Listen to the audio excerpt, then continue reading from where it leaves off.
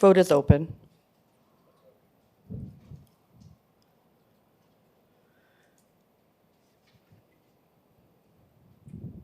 Waiting for 2 votes. Carried. Vote is closed.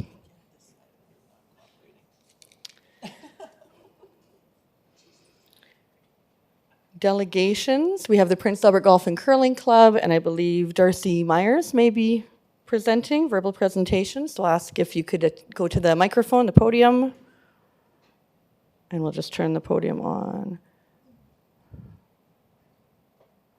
Grant the floor. All right, and you do have 5 minutes. Thank you. Okay. Good afternoon, Mayor, Deputy Mayor, Council, and City officials. My name is Darcy Myers. I am the General Manager of the Prince Albert Golf and Curling Centre and the head professional at the Cook Municipal Golf Course. With me today we have Sandy Keating and Pat Bibby and Norm Vetter, who are all board members for the Prince Albert Golf and Curling Club. As many of you are aware, the City of Prince Albert and the Prince Albert Golf and Curling Centre have had a great relationship throughout the years, since our inception in 1968. As a nonprofit, we are one of Prince Albert's longest running service centers and an integral part of our community. Over the last couple of years, since COVID has departed, the Prince Albert Golf and Curling Center and Cook Municipal Golf Course have hosted one national curling championship, one provincial curling championship, and 3 provincial golf championships, a PGA Tour qualifier, as well as countless fundraising events for local charities and nonprofits in our community. Some of these nonprofits are Mount St. Joe's, Ronald McDonald House, Crime Stoppers, Emergency Medical Services, and the list goes on and on. These events do not happen without strong management, a diverse board of directors, and energetic volunteers. There's substantial economic spin-offs for various local businesses in our community, and these events attract visitors from far and wide to our beautiful city. There are many positive things happening in our city right now, like the yard development, the hospital expansion, and these exciting endeavors are creating jobs and attracting people and families to our community. The golf and curling are 2 activities that families can do together. We currently have 280 members. Some have overlap between both sports. And we serve a range of, members who are young and old. We've got junior golfers and curlers that are 10, 11, 12 years old and upwards of 80, 85 years old and everything in between. Currently, we are continuing to feel financial pressures with our aging infrastructure and finding it difficult to make ends meet. We've had substantial increases to our utilities, insurance, labor, maintenance, and repairs. We are here today to ask the City of Prince Albert to help us with our utility costs going forward so we can remain viable and continue serving golfers and curlers for many years to come. At this point, I would open up for any questions or comments. Thank you, Darcy, and thank you for the presentation. Are there any questions?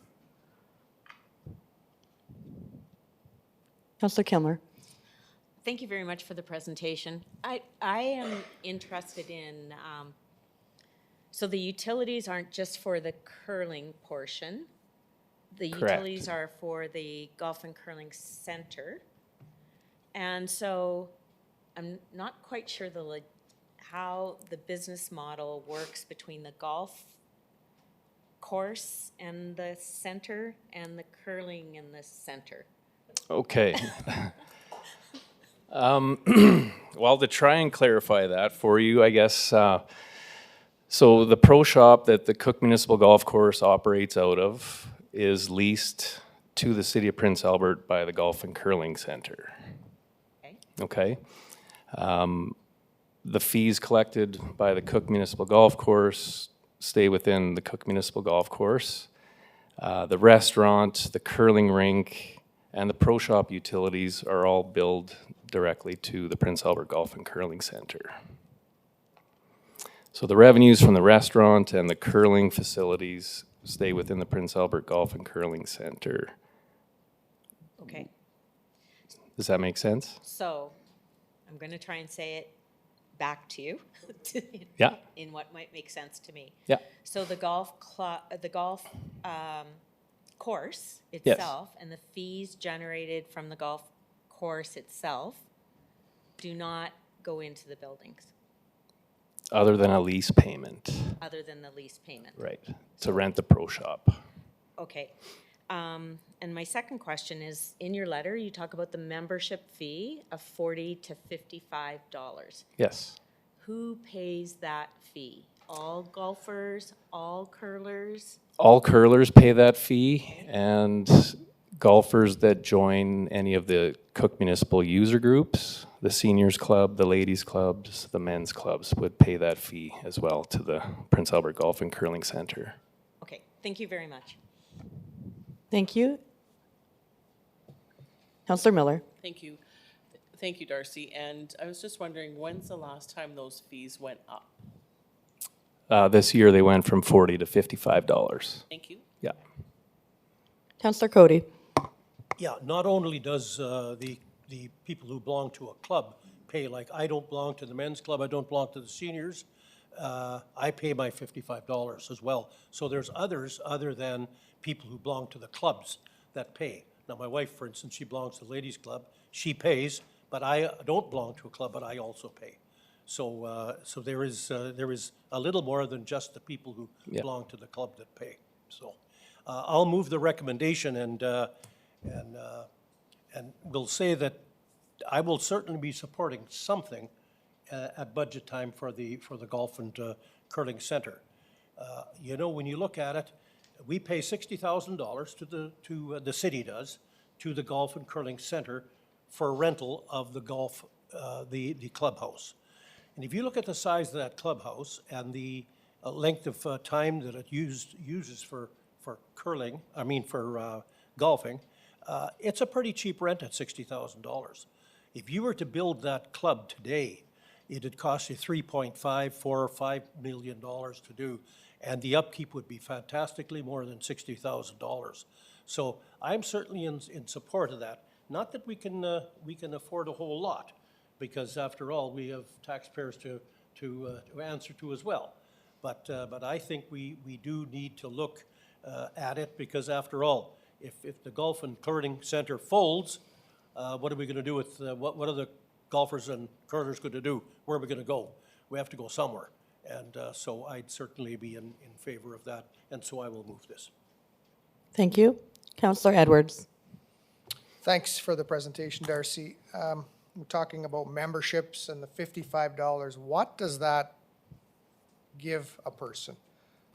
Does that help them with a discount of golf or a discount at the restaurant, or what benefits are there for that membership? It gives them a 10% discount in the restaurant. That's basically what it entails. And can anyone buy that? Anyone, it is available to anyone, not just golfers or curlers. Yeah. Okay, Yeah. so 10% discount is what it gets you. Yeah. Okay, just in the restaurant side of things. Correct. Not on- Yeah, you don't get okay. discounts on golf or any other amenities. Yeah. Good to know, thank you. And now, you mentioned a lot of fundraisers that you host. What fundraisers do you operate? We've done, just this spring, we did a raffle tickets. We've had, we've just implemented the rock handles. So we're honoring past members, people that want to donate money to the Golf and Curling Center and putting their names on our curling rocks. We sell sponsorship, signage, advertising throughout the facility, the rink boards, in-ice advertising. We've had numerous stake fundraisers, comedy nights. You know, we've tried to expand. We've had trade shows on the curling, or trade show in this spring on the curling ice surface. When curling was done, we had a trade show out there. We've done some weddings. Not just charitable events, but you know, just any kind of events to try and bring in revenues to the club.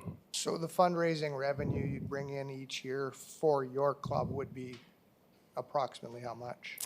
It varies year to year. It's last year was significant because we had the National Curling Championship, so we were in the neighborhood of $100,000. Yeah. And we don't have any national or provincial championships this coming year, so it's probably going to be significantly less. Right. Okay, thank you. Okay.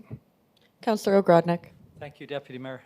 Thank you, Darcy, for the presentation. And I'm along with my colleague, Councillor Cody, in saying that I will support this and support some help with utilities at budget time.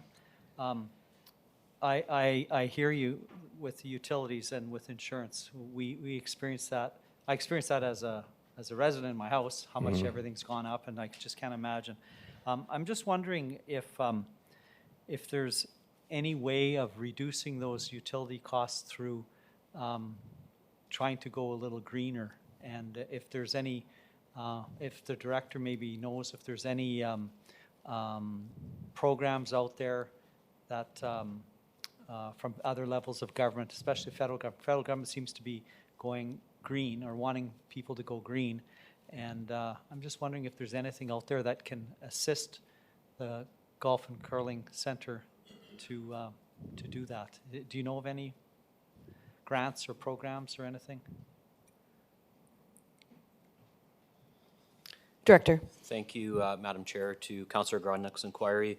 So we have been aware of some funding sources that would be available for example, if you're replacing your entire ice plant, something significant in that nature, there would be some opportunities there to apply for, especially under the nonprofit status of the Golf and Curling Center. For outside of something significant in that nature, there isn't that many options in terms of that level of support. There could be some, lower amounts available in the form of subsidies. Yeah. But what I think you really find the biggest benefit is from some of those larger investments. Okay, thank you. Yeah, and so maybe that's something too that we should be looking at and trying to somehow reduce those costs if we can. Because, but it's at the same time, as you said, or somebody said, like if we lose, like we can't lose the golf course and we can't lose the curling rink. And it is, like I view it kind of like our community clubs, maybe on a little bit different. Well, Mayor doesn't like that comment, but that's okay. But, and we support them and the utility costs and running of these facilities. And it is a jewel in our city, the golf course and the curling center. And I know it attracts people from all over Western Canada to come and golf there. And so it brings in dollars to the city and to the center. So that's a good thing, and it's the good work that the board does in trying to do that and all the efforts of trying to fundraise. And so you do have my support in trying to find some money to help with these utility costs, just like we do for all other buildings that we own in the city. Thank you. Councillor Solomon. Am I on? You can go ahead. There we go.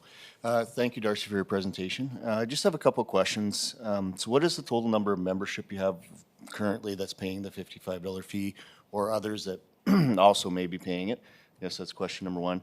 And two, I'm trying to understand what other revenue streams are there fundraising has been mentioned, the membership fees has been mentioned, and I'm just trying to understand where the bulk of the money would come from, because those wouldn't be it, I wouldn't think, so. Oh, sorry. We'll add your microphone again here. There we go. Okay. To answer your question, currently we have 280 members that pay that $55 membership fee. We rely heavily on the revenues from the restaurant to, pay the staff, pay the bills, pay the utilities, et cetera.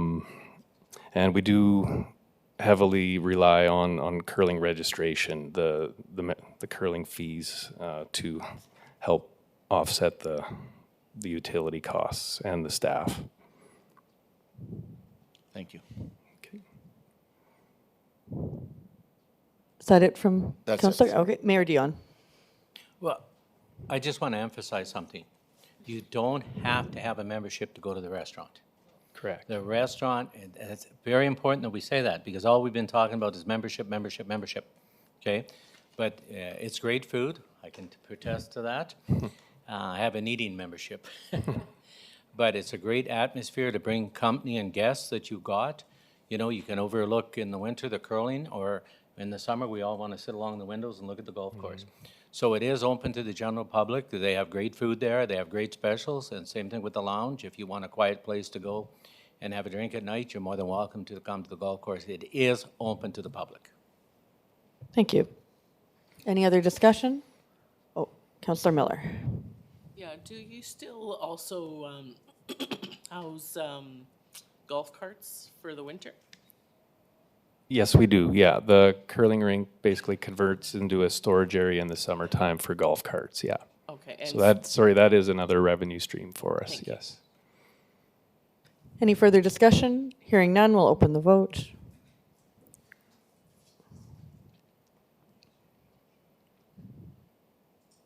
Vote is open. Carried. Thank you for the presentation. You're welcome to either stay if you wish or leave, but we're pleased that you attended. Okay. Thank you very much.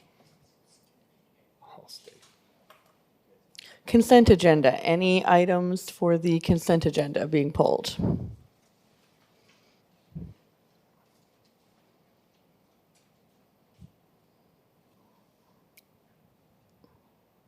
Councillor Miller. If nobody has any, I'll move it. We have a motion. Any discussion on the motion? Hearing none.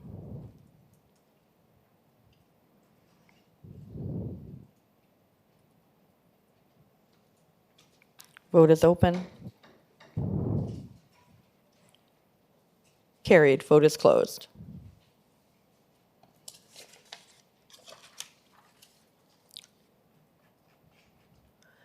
.1 Fifth Avenue East, Marquis Road pedestrian crossing. Do we have a mover? Oh, I'm sorry. Yes, I apologize. Verbal presentation from Evan Hastings. And you do have 5 minutes, please. Oh, PowerPoint presentation. Okay. Thank you.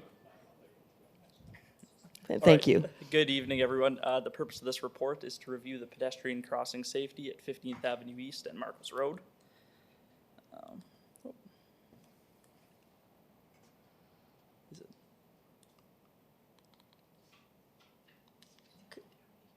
Could we ask the podium microphone just to move a little bit closer? It's just a little hard to hear. Sure. Thank you. It's not appearing to move here, though. And we might need. Oh, there we go. Okay. City Council Resolution number 224 stated that administration prepare a report on installing flashing pedestrian lights at the intersection of 15th Avenue East and Marquis Road for consideration in the 2024 budget. Following this, a site investigation was completed by the Department of Public Works and determined that many improvements were needed to improve pedestrian safety at the location.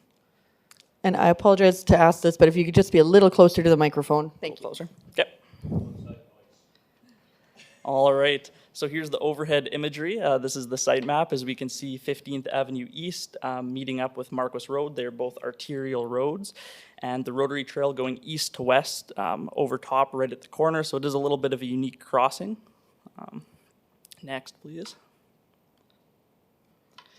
This is a little bit better of a view, but it's for facing southbound on 15th Avenue East, and this is just a little taste of what we saw during the site investigation.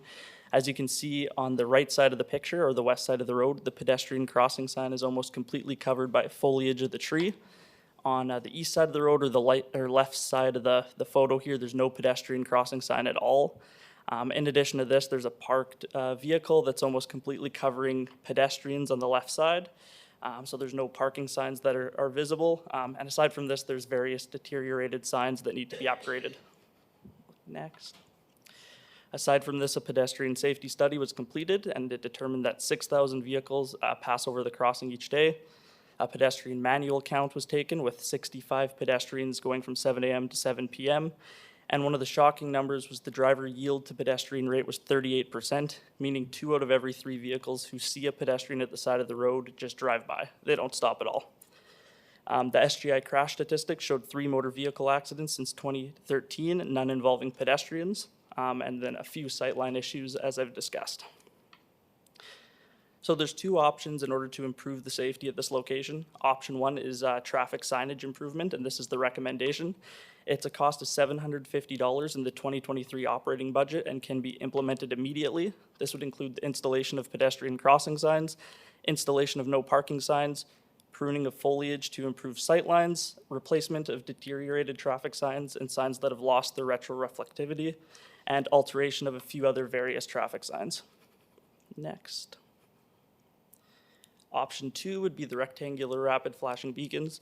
As we see at the bottom right was RRFBs installed in 2022 on 15th Avenue East near Esso, and they've worked fantastic. We see an immediate 27% increase in driver yield to the pedestrian rate, which is great. However, at this location, as we can see on the bottom left, we'd require 3 beacons in order to properly warn motorists of the pedestrian crossing, which would come at a cost of $19,000 and can't be covered in the 2024 operating budget. Next. So for this reason, the recommendation is option 1. The traffic signs can be installed immediately, and it is believed that these would be able to improve pedestrian safety to the rate that we need to see.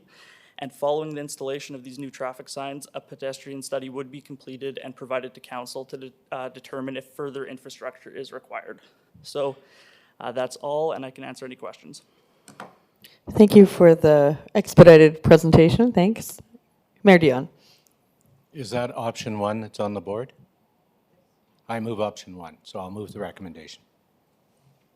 I think it's important that we start with signs and clear out the area. I am surprised that many people stopped because it is a tough corner. I've almost been rear-ended a couple times stopping. But I think the signage, he's got a good point. There is no signage. I've never seen any signage up at all.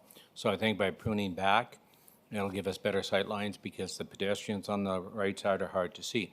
What scares me most is I just about got them, and I don't know if there's a stop sign on that rotary trail, but the other day a bike went shoo, right across. The young guy didn't even look, and I was right there.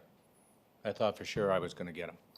And so my only other concern is if we could put some kind of a caution sign on the rotary trail approaching that intersection, especially if you're on a bike, to give them the hint, or, you know, you're going to an intersection, watch out for traffic. Councillor Edwards. Thanks, Madam Chair, and thanks, Evan, for the research and report. I do appreciate the recommendations. It's, number one, it's worth a try. It's savings of significant money. And I think you're right, there are significant issues there. I do think, though, that driver yielding across the city is poor on crosswalks. And so I think I mentioned it prior, haven't seen it yet. We need to do a communications piece, not just one, but multiple, saying, you know what, the pedestrians have the right of way while they're on a crosswalk. And there's very few people that stop anymore. I don't know why. I don't know whether people forget the rules of crosswalks, but it's poor. So whoever is, we need to lead that charge and get a communications piece running about that, please and thank you. The pruning, I totally agree, also needs to be done on 12th and Dent along the Rotary Trail, because I've just about taken out a couple of people who don't stop. They don't even look, some of them. So I agree, some signs for the bikers, or, you know, it's mainly bikers that just give her across, and they should watch. So I agree, signage, a little bit of warning. It's a good plan, and I appreciate it. Thank you very much. Councillor Ogrodnik. Thank you, Deputy Mayor. Thank you, Evan, for the report. And yeah, I agree with some of the things that have been said. There is a stop sign warning bikers on the Rotary Trail there. Yeah, definitely. But to me, that's not the dangerous intersection on that Rotary Trail. It's Grey Owl. And I just about get hit there because there's stop signs and people don't stop. They go right through. They yield sometimes and you just about get hit. So you have to stop. And just today, this morning, I went for a ride, and the flashing one on 15th Avenue, I pushed it and the car went right through, and I just like, what the? And then continued on. And so they don't stop. And so if you're a biker, you have to be careful and be very cautious crossing 15th Avenue, mainly 15th Avenue there. So, but I find like at that intersection of 15th Avenue and Marcus Road, I'm finding more and more people are stopping, it's becoming, it's still dangerous. I get it, and I appreciate Councillor Edwards' motion, but I think what you said with the signs to the bikers, just like major intersection ahead, caution, major intersection ahead or something on the Rotary Trail, something to that effect. You have the stop sign. And the other thing is the crosswalk maybe should be bigger and painted maybe a couple times, because as you can see in the picture, it's kind of worn out. So the crosswalk maybe should be painted more than once a year on that intersection, that crossing, because I'm surprised that you said there was only 65 people or whatever it was. I don't think that's accurate crossing there. I think it's a lot more than that. In a nice evening, there's probably that many people riding the Rotary Trail there. So, but anyways, good work. I'm happy to see that we're going to do the traffic signs, trimming the trees, and just warning people that pedestrians crossing ahead or something, those kinds of signs. And I think that will work for now, because as I said, the flashing beacon doesn't always stop people either. It helps, and most people stop, but like I said today, they didn't. And but I always stop anyways, because, well, I should, yeah, I'm an old man and I don't want to get hit. It'll be major damage. Councillor Kilmer, can you follow that up? Thank you very much. And thank you very much for the report, and very detailed. And I appreciate the idea of let's do more research, let's make sure we're doing this right and properly. I have two questions though, and I can't help it, but I need to know how you get the statistic for yielding to pedestrians. How do we find that out? So a manual pedestrian count was taken, so which means somebody would actually sit at the crosswalk and they would watch when pedestrians cross, count the total pedestrians throughout the day. And aside from that, if a pedestrian pulls up and they're waiting to cross the road, and let's say 3 cars go by without stopping, that would be three vehicles that did not stop. And if somebody comes to a stop and waits for the pedestrian, that would be 1 vehicle that did stop. So that's the basis of how it's calculated. So what we saw is on the typical pedestrian crossing, I guess 2 vehicles would drive by, 1 would stop. Okay, and that particular time of day, because you know the crossing was a lot, the traffic is a lot at a certain time of day, so the person wasn't out there 8 hours. Well, the person would be there 12 hours counting various statistics. It wouldn't just be for... Yeah. Interesting. Yeah. Okay, and further to your research, and I know that it might be more than just the crossing lights, it may involve maybe even a stop sign and a turn, and I'm going to tell you why. I was with my nephew in the car. He was driving, and I was the calm aunt on the side. He's learning to drive, and he took that corner because we were practicing going 60. And he took that corner at almost 60. Yeah, it was, he just didn't know it was, he thought it was a curve. So, thank you very much for the work you do. Thank you. Thank you. Further discussion? Hearing none.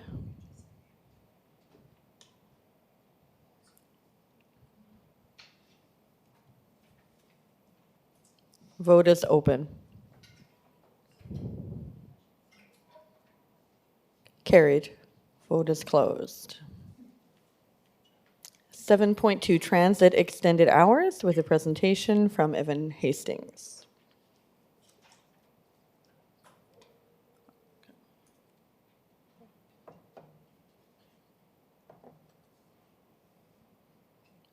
All right, I'll just say next again.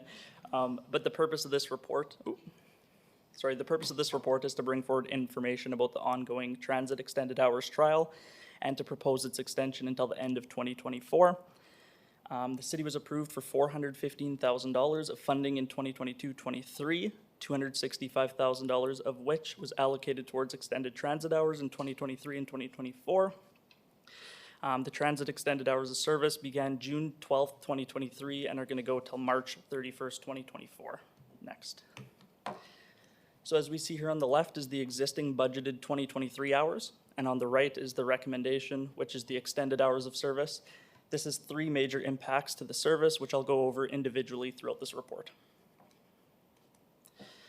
So first is the reduction of service from half hourly to hourly on weekdays from 6:15 to 7:15 p.m. to create a more efficient service based on the real demand that we see.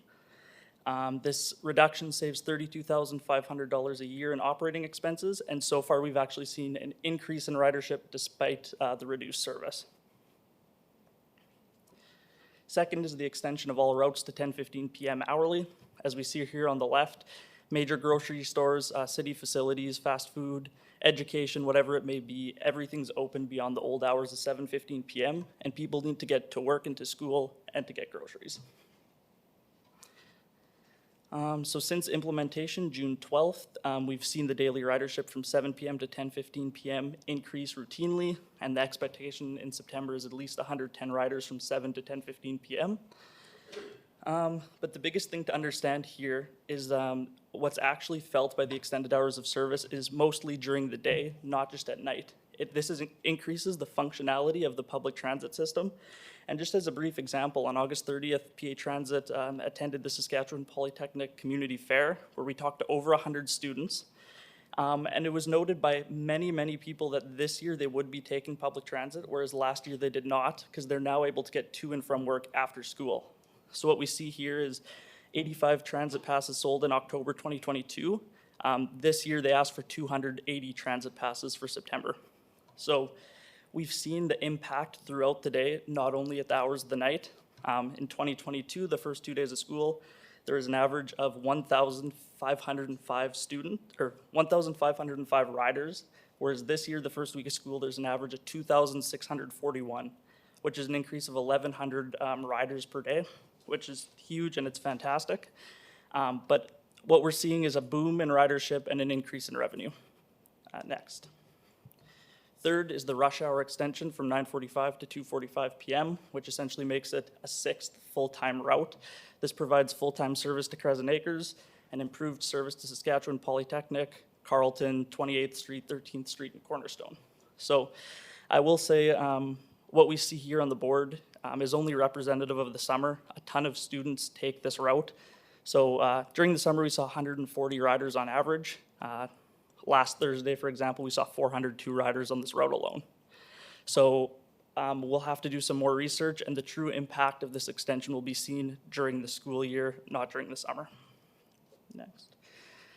The last thing to consider for this proposal is the flexibility it provides for the transit service. We're seeing huge growth in the city, the Arena and Aquatic Center, the Yard District, the West Hill expansion, Victoria Hospital expansion, and the extended transit hours included in this report, as well as the 6th full-time route, provide additional flexibility without compromising to the old service when we're expanding into new areas of the city.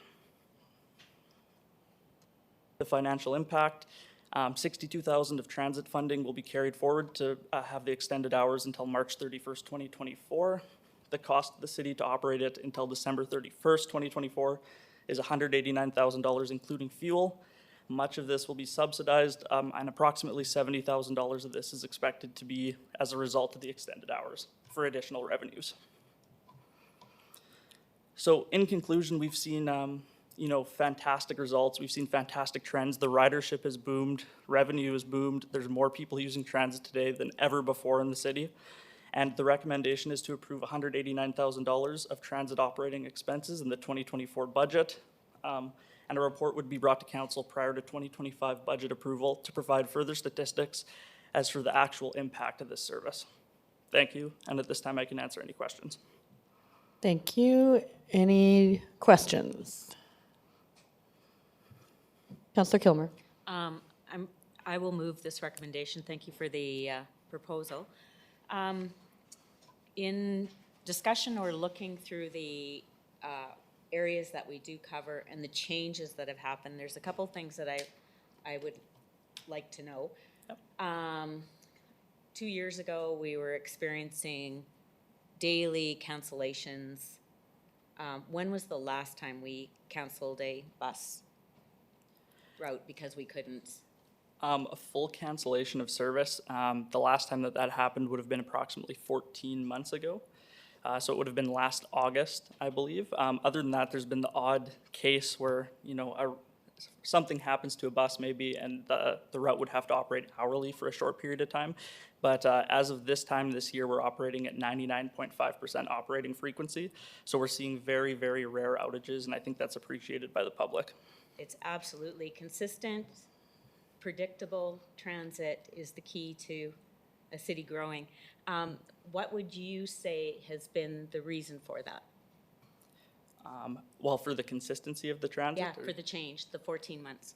I would say it's the least Auburn bus fleet that we have. We have essentially a reliable fleet that we can go forward with, at least for the short term, which has been fantastic, along with daily communication pieces to alert anybody if a bus is out of service. Aside from that, we've implemented Transit Live GPS, which has seen over 40,000 uses last month alone.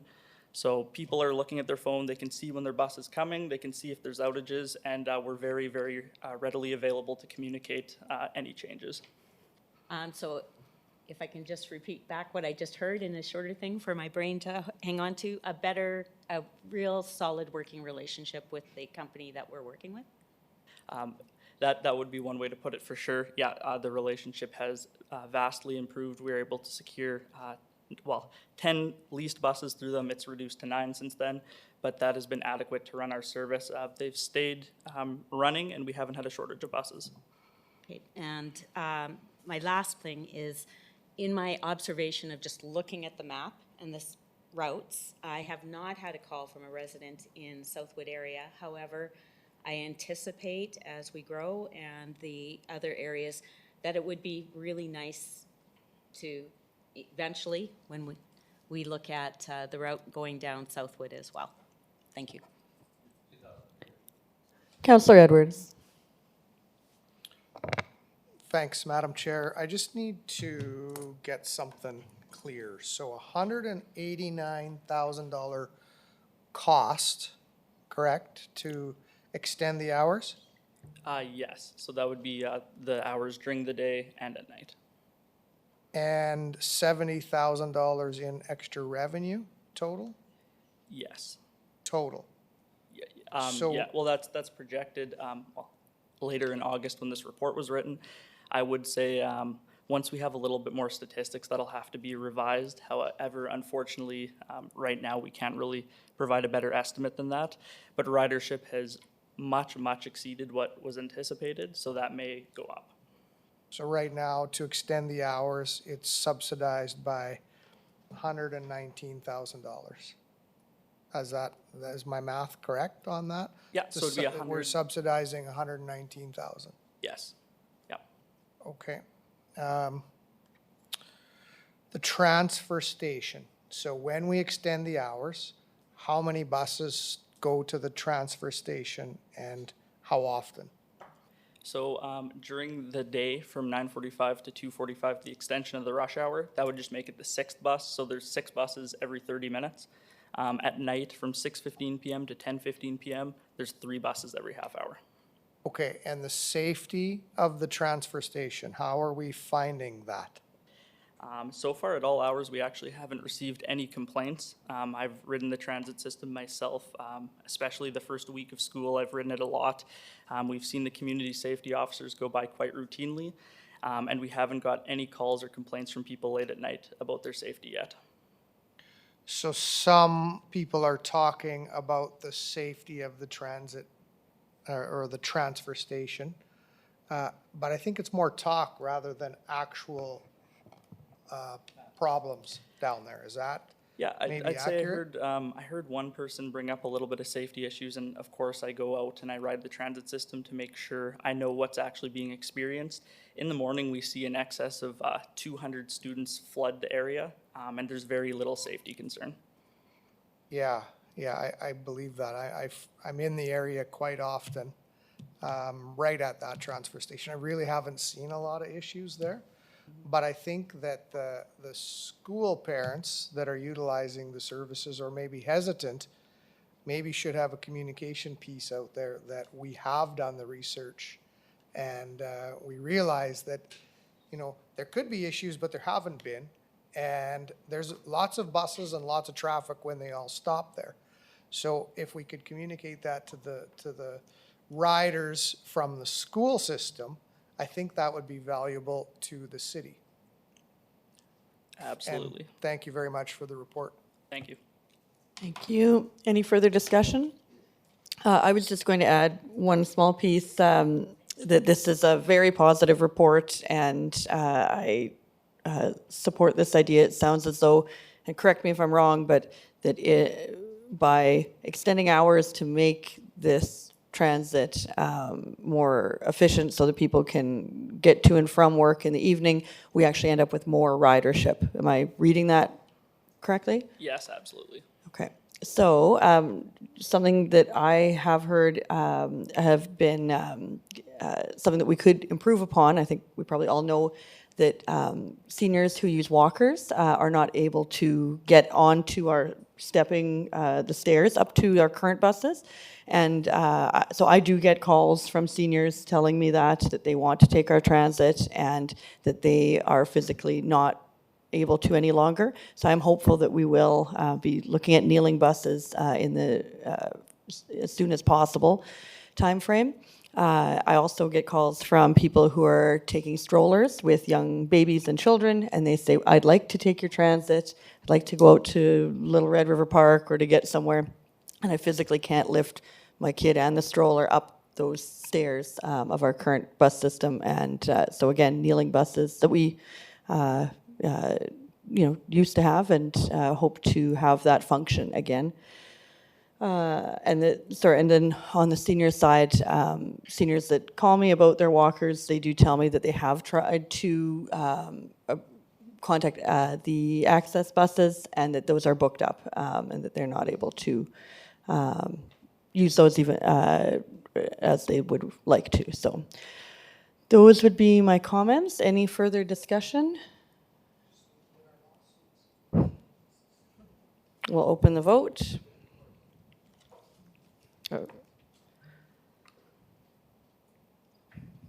Vote is open. Carried. Vote is closed. Thank you very much for the presentations. 7.3, Truth and Reconciliation, with a verbal presentation from Judy McLeod-Campbell. Welcome.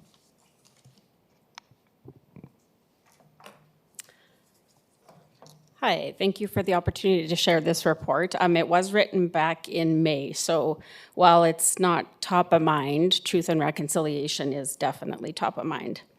So the purpose is just to provide a report on the efforts to date of the City of Prince Albert to address the truth and reconciliation calls to action and provide opportunities for improvement for consideration. For those of you that got the opportunity to listen to Cadmus Delorme on May 2nd, to quote him, he said, Prince Albert has the best opportunity to make change in this country and be a leader with reconciliation. A little bit of background on the calls to action. They've documented experiences of Aboriginal students in residential schools and the resulting intergenerational impacts that we see. Canada's relationship with Aboriginal people has suffered, as we know, because of the Indian residential school system.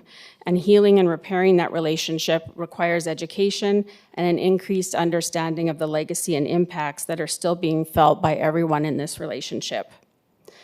On June 12, 2015, the Truth and Reconciliation Commission released the calls to action for reconciliation for governments and other organizations. And guiding these are the principles of reconciliation which were attached to the report. The ultimate goal is renewed relationships that are based in mutual understanding and respect. As you know, Prince Albert has an Aboriginal population of approximately 45%, and this is the census 2021. It's probably higher than that. We are situated on Treaty 6 territory and the homeland of the Dakota and the Métis Nations. This report was also, a similar report was also provided in 2022, so this is the second year of such a report on our efforts. And it endeavors to provide the calls to action relevant to the government, municipal government, the efforts to date of the City of PA working towards reconciliation and a stronger, more unified city, and considerations of opportunities to further our reconciliation efforts. I won't summarize. There are approximately 10 calls to action that are related to municipal government. And I won't go through those. I hope you've had a chance to review the report. But I am going to highlight some of the efforts of the City of Prince Albert working towards reconciliation in the past year, or in some cases that have carried over 2 years. So the Municipal Cultural Action Plan, Aboriginal awareness training for all new permanent employees, a land acknowledgement at public meetings and events organized by the city, and a reminder was sent out by our city manager.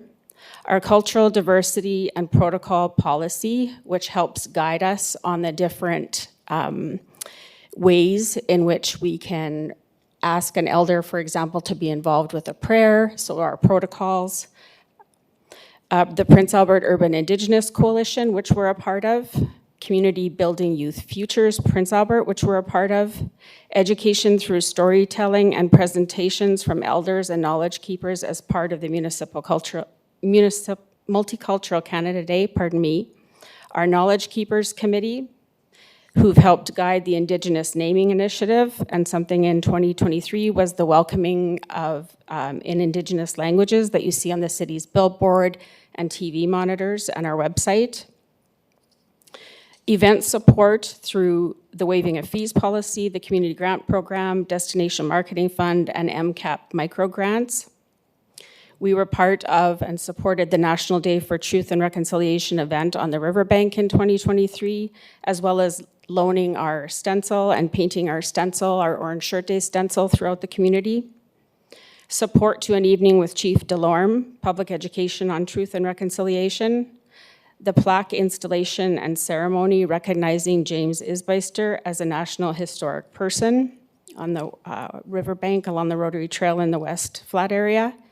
Increased Indigenous programming at the E.A. Rawlinson Center for the Arts. Encouraging and honoring Indigenous nominees into the Arts Hall of Fame. And other various arts and culture opportunities, like some theaters, Play in the Park, Artist in Communities, the cultural celebrations that we promote, and Culture Catch. And then finally, attending events, workshops, and other opportunities where we can learn. In terms of opportunities for improvement with advancing efforts towards truth and reconciliation, they may include these ideas. Create a plan and priorities, just like any other plan, the culture plan, the Little Red River Master Plan for truth and reconciliation calls to action for our city with input from all departments in City Council. And this could include ways that governance can work together, that be it with PAGC, the Métis Western Region, work with the Prince Albert Urban Indigenous Coalition to address our local needs, internal structures and systems that facilitate each department to work on reconciliation in their respective areas as a whole, and in partnership with external community groups and organizations. And I think just as importantly, reporting on those. I'm sure there are lots of things that aren't included in the report from departments that just weren't shared and part of the report that we've done. Continued further training for city staff and council, and some examples are Indigenous worldviews, the blanket exercise, Indigenous employment targets, procurement targets, reviewing best practices from other like municipalities, and communication to the public on what we are doing and our work towards reconciliation. And I think above all, listening, learning, listening to understand, and being a community of respect for all. Thank you. Thank you very much for the presentation. Any questions, Councillor Ogrodnik? Thank you, Deputy Mayor. I'll move the recommendation, and thank you, Judy, for the report. It was very thorough, and it does outline all of the things that's happening in the city with respect to truth and reconciliation. And as you said, that's the key, is to listen and then move forward on how can we come to reconciliation with our First Nation, or with our Indigenous population. So a lot of good ideas in there, a lot of things that are happening, and I think we're moving in the right direction, and we have to continue moving in that direction. So thank you for the report. Mayor Dion.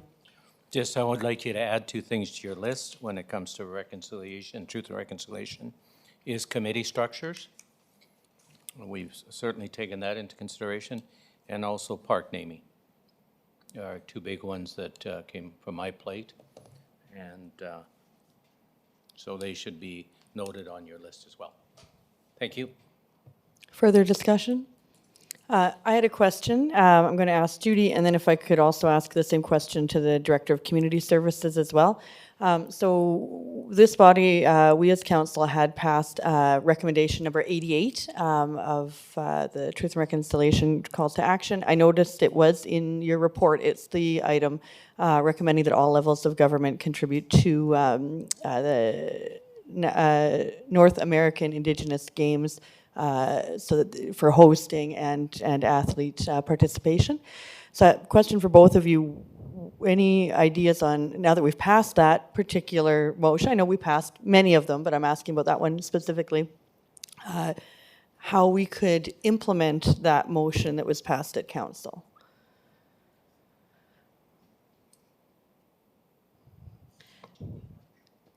I think there, a couple of ways come top of mind to me.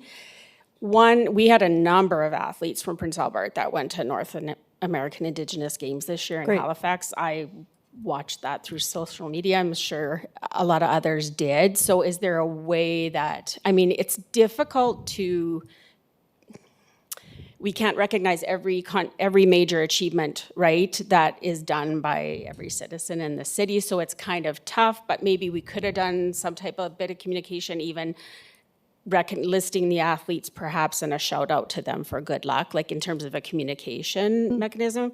And I think the other thing, while I didn't put it in the report, I'm not involved with it directly, but I'm confident that the Sports Hall of Fame encourages Aboriginal nominations, right, and inductees as well. So those are a couple things that come to mind for certain. I don't know that we'd ever go down the road of hosting, but we are getting some big facilities. So maybe that's a future opportunity as well. And may I ask, do you know if it's a yearly games, or is it every year?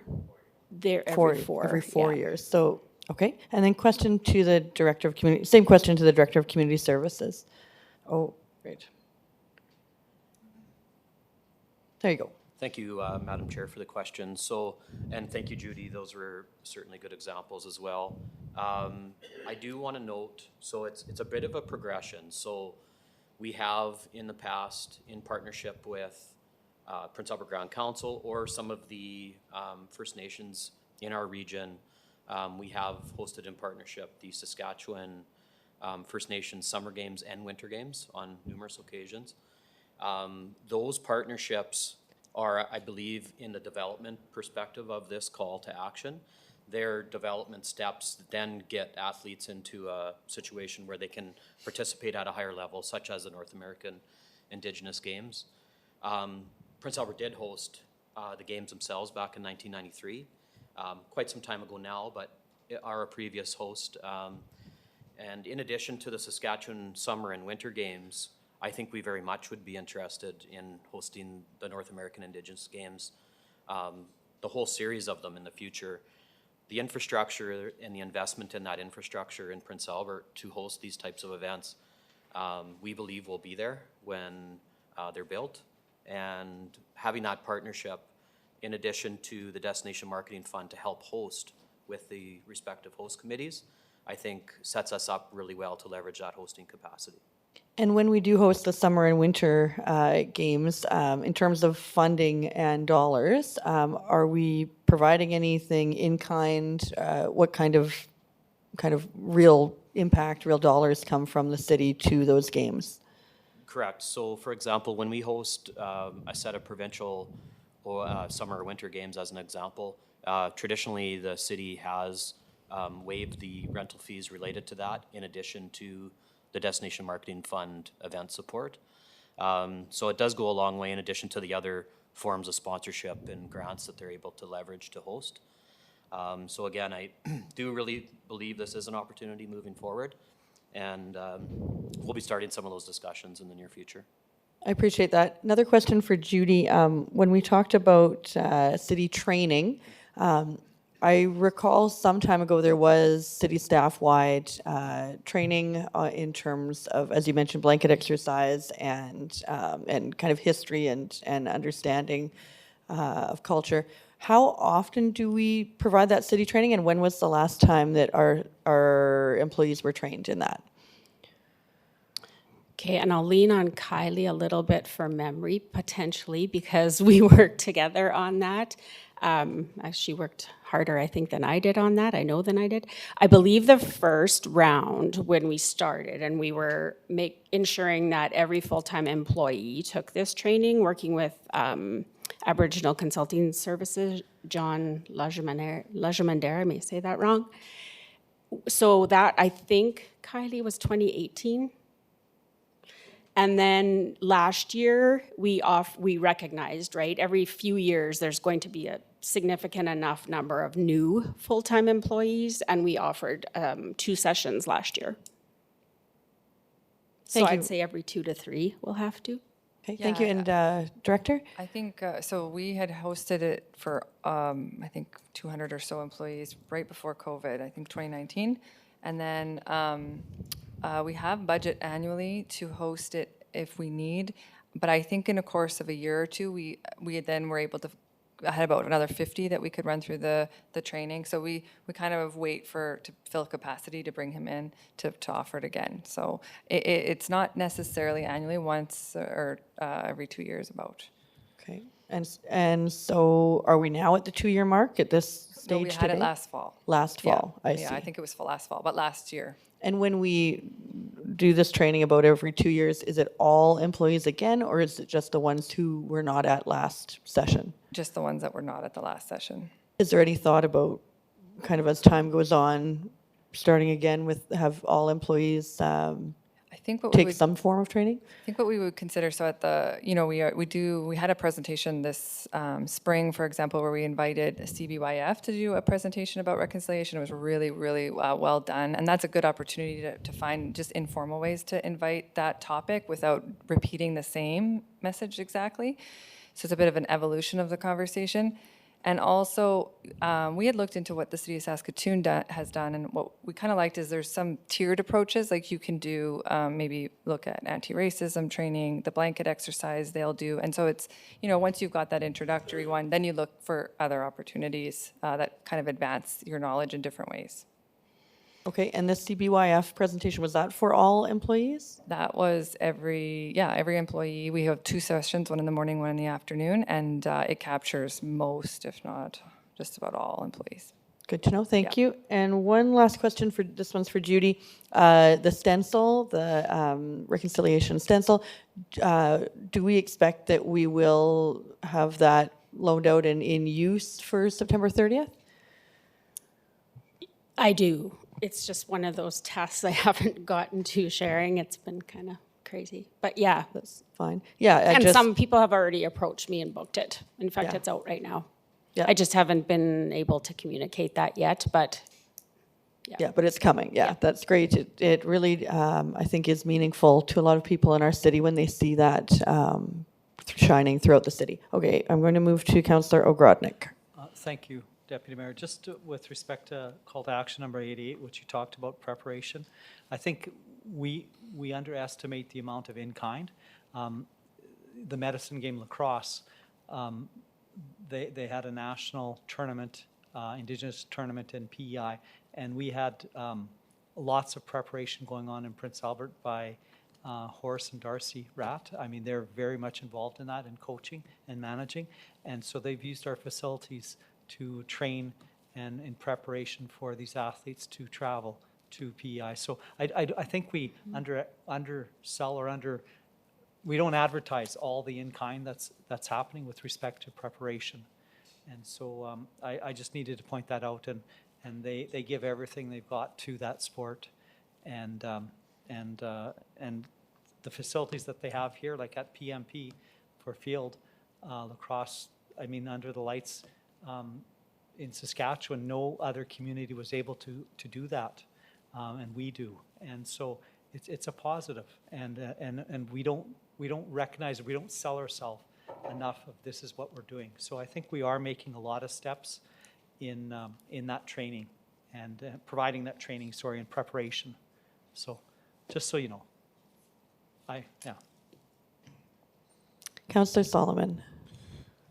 Thank you, Deputy Mayor, and thank you, Judy, for your presentation, and of course, thank you for all the work that you're doing in this area. It's very important in supporting reconciliation, and you know, there's been just so many activities that have happened that really are engaging the public, and I appreciate that, and I appreciate your work to make those things happen. I do know, in speaking with some of the Indigenous leaders that have taken the opportunity to speak to me at different events and things like that, one of the questions that was raised with me fits in with the developments out at Little Red River Park, and whether it be possibility for more facilities related to Indigenous ceremonies, things like that, sweat lodges.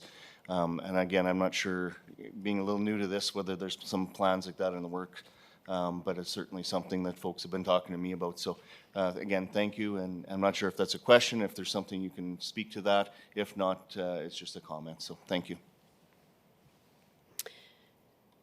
I'll speak to it. Tim might want to speak to it more, but he did let me know that just recently he's received a proposal for a concept at Little Red, which is fantastic news. It did certainly come up in the Little Red River Park Master Plan, as well as with the Knowledge Keepers.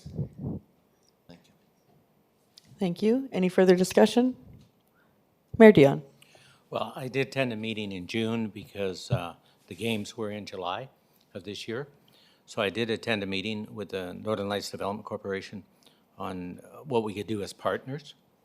And they were really appreciative of what we've done with the Destination Marketing Fund. And they gave us some examples, and I forgot this, because we built those ball facilities.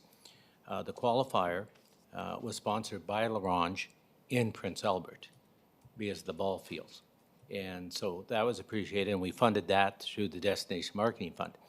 And then I'm very proud to say our partners at the Northern Lights Development Corporation funded the athletes to go from Prince Albert, and they were very well funded.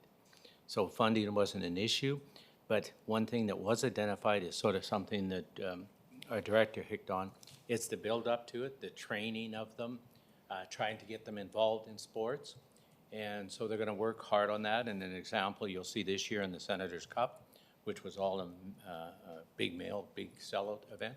They're actually now going to add youth division to that as well, to encourage youth to step up. So they think that's their issue, is some of the kids are a little shy, because of course some of the kids, even the qualified, couldn't understand, they didn't want to go to PEI, you know, flying. And so it's a work in progress, and we're getting more and more, and boy, we have some really stars when it comes to those athletes. So we're going to continue to work on both partnerships, on things that we can fund and things they can fund, so then we don't leave anybody out. Any further discussion? Hearing none, we'll open the vote.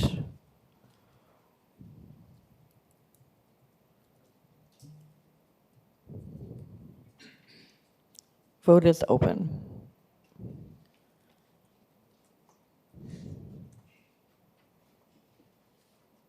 Carried. Vote is closed. Thank you for the presentation. We are at 7.4, rates and fees, and we have a verbal presentation. Go ahead, Director. Thank you, Madam Chair. Curtis had to send his regrets. He had another work commitment outside of the building. Thank you for the opportunity. So as council is aware, the rates and fees proposal each year forms a major part of our budgeting process.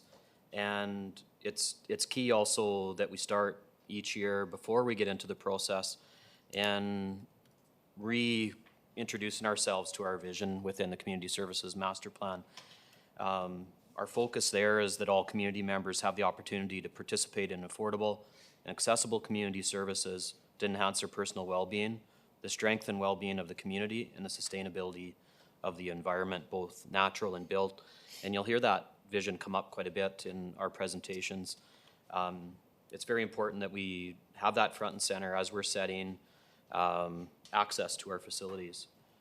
We start each year with a review of what our projected expenses are going to be, and we do hear quite often that, you know, salaries, wages, benefits, equipment and building maintenance, utilities, insurance, some of those are the major drivers each year that we are seeing increase.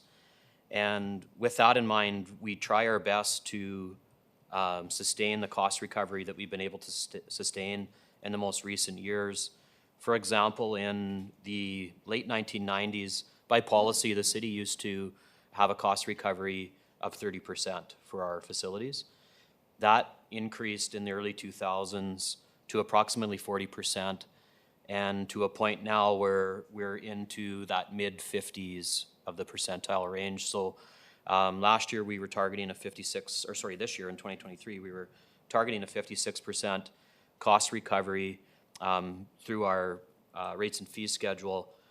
And this year, we feel, after reviewing those expense drivers that are listed in the report, that we can maintain a 55% cost recovery. Now, it's important to note that not all of our revenue for our recreation, arts, and culture facilities come through user charges and fees. So that represents about 50% of our overall budget.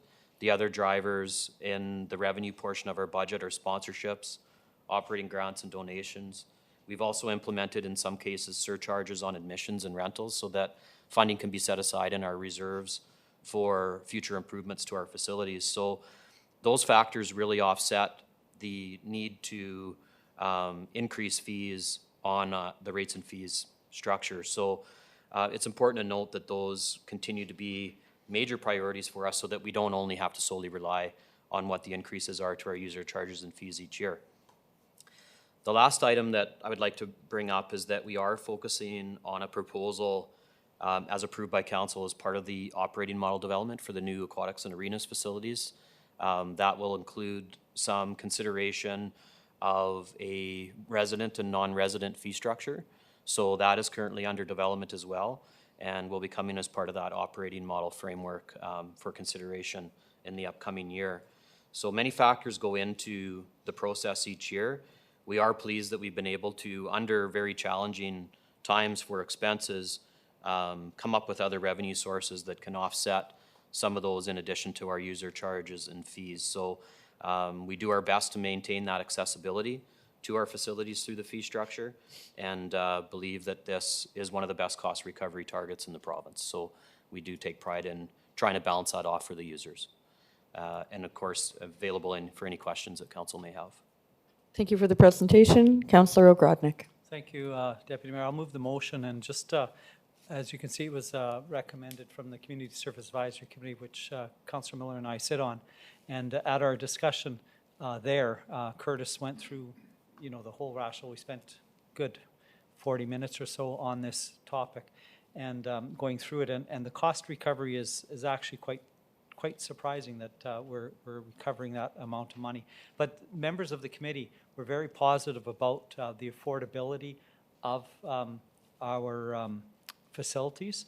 And And many of them commented when they've had people from out of town come this summer, family, relatives, they were very surprised at our facilities and how affordable it was, and even some of the facilities that we have being free, Little Red, et cetera, our spray parks, all those kinds of things.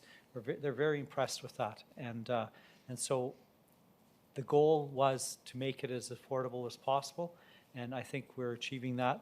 The other thing that wasn't mentioned, like the newcomers to Canada, quite often they'll get free passes, and I don't know who sponsors it exactly, but somebody does sponsor it, and then it gets them involved in that particular facility. For example, some of them have never seen snow, and so when we went snowboarding or skiing, they had a free lesson and a free pass for a day, and spent it out there. And some of them, some of the children especially, took up snowboarding. So it's a way of making it accessible and affordable. And as we know, all the Ukrainian families got soccer subsidized for the 1 year. And I think this year again there's somebody that stepped up to fund soccer registration for these newcomers. So our facilities are great, and on the most part they're affordable. We still can make it more affordable, but there are programs. There are programs available for kids that don't have any money to still participate in these facilities. So that's a positive. And again, as Mayor mentioned, it's partnerships. We have many great community members that will fund the fees. So you just have to ask. And I know one member on our committee, she works at a community school, and she didn't know that. And so now she knows as a result of attending this and where she can access money for these kids that have nothing to attend these facilities and participate. So it's good. We have a good community. We have great facilities, and I'm glad that we can afford them. And I see I'm talking too much, so I'll end it. Councillor Edwards. Thanks, Deputy Mayor. Good report. Jody, couple of things what I like, and the youth pay 70% of facility rentals, and I think that's important. Now, I've been told, instructed, asked by some that said, you should up the rates that minor hockey pays, which I'm totally against, because we need to keep the youth active, and if we up the rates, then their minor hockey fees will go up substantially. And right now, Prince Albert minor hockey fees are substantially lower than Saskatoon, for example, substantially lower. And I think it's critical, and I think it's good on the city that we do that, and we need to continue that. And I'm happy to see that's kind of the rate we're looking at again. I also like that youth and senior pay 60% of adult rates. Another important fee structure. Seniors often don't have the ability to go out and make that extra money, and they need a little bit of break. And so I do believe that's important, and I'm thankful that you continue to look at these rates, and I think we're on the right track, and I appreciate it. So I think that is it. One more comment, the resident and non-resident model. I'm sure happy you mentioned it. I can't wait for the report. When do you think we'll see this report come forward? So the operating model framework itself, we believe will be available. It needs to be in the 2025 budget. So by, I would say, next spring into summer, we'll be presenting that framework, in which the budget, of course, will be a main factor within that. And then the fee structure, of course, leads into that budget. So I would say about midway through 2024, we will have that operating model framework ready. We want to have it ready prior to now, so that council has an opportunity to review it for a good couple months, if not a little bit longer. We can then have a couple discussions with council through that time frame leading up to when we have to have the budget submitted. So, for example, we wouldn't want to bring it to this September executive and only give you a few moments to review something of that nature. So we do believe it'll be available approximately June of next year. Yeah, and that's a long time. And the reason I say that is because, I mean, I hope that we don't have to get there. I mean, we've tried to go, you know, council to council, government to government, do it on a government level, help the city maintain some of our facilities with the RMs contributing rather than household and individual. So the reason I say that's too late is here we are, we have these facilities coming forward and maybe the RMs want to get involved in the fundraising and realize that, you know what, this could be an opportunity to talk about that and moving forward, maybe we don't need to go and have that difference if the users and the RMs and other areas are contributing on a different level. So June, to me, is a little bit too late. It should be a whole conversation prior, saying this is what we're looking at, this is what we can do, let's work together. I think that's a good suggestion, Councillor. So when I was referencing June, I was referencing the entire operating model framework. What doesn't stop us is from taking components Yeah. out of that framework that need a longer period to review, consider, and discuss. So I think what we can do internally is I could have a conversation with the city manager about what that could look like in terms of some strategic discussions with council. And then we can maybe take that component out of the framework, not wait for the whole framework to be ready. And we can start that discussion sooner so that when June rolls around, hopefully all those discussions have occurred. And then we're discussing all the information that's in front of us. Thank you. Further discussion? I had a question. I read the rates and fees manual, but I just needed to get a sense of comparing this proposal to what people were paying last year.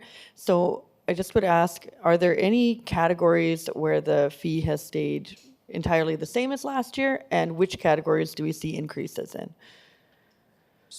Thank you for the question, Madam Chair. So I don't believe there might be a couple that stayed the same that are directly related. So for example, like the Life Saving Society that we provide our swimming lessons through and the certification of our lifeguards to provide the swimming lessons. Those fees in here are just direct cost related. Those have not went up. Therefore, we won't have to charge any more for our lifeguards to be certified or in some cases, very minimal impacts to swimming lessons. However, what you're going to see in comparison, so for a single admission to the water park for a youth that's 6 to 17 years old, that would have went up 25 cents as one example. That's an individual rate example. Another example that's more of a group rate is an ice rental. So typically rented through, minor hockey or a team where it's shared, the cost is shared amongst numerous people. Our hourly ice rental has went up $7 for youth and $10 for adults. So kind of a different, every rate structure is a bit unique within the manual itself based on what's provided. So those would be some examples of one that stayed the same, direct cost related, but then two that went up, one case 25 cents. We're trying our best to keep that low. And then $7 on youth ice and $10 on adult ice rate.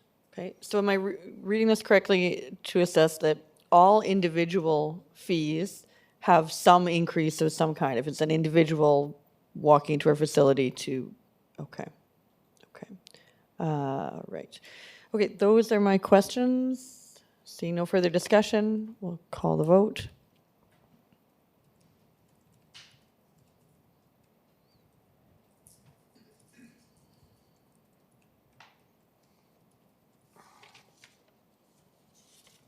Vote is open.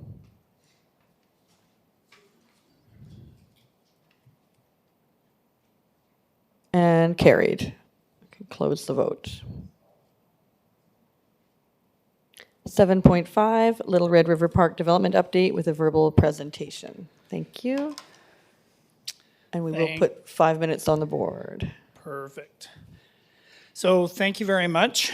feels like it's been a while since I've been here, so I'm thankful to be able to come and share some information with you. So my report is quite lengthy, so I'm going to stick to a few important parts of the report. And it's really just give you an update about where we are with Little Red River and some of the exciting news that's taken place out there. So as you know, in 2019, actually, we worked hard to put together a Little Red River master plan.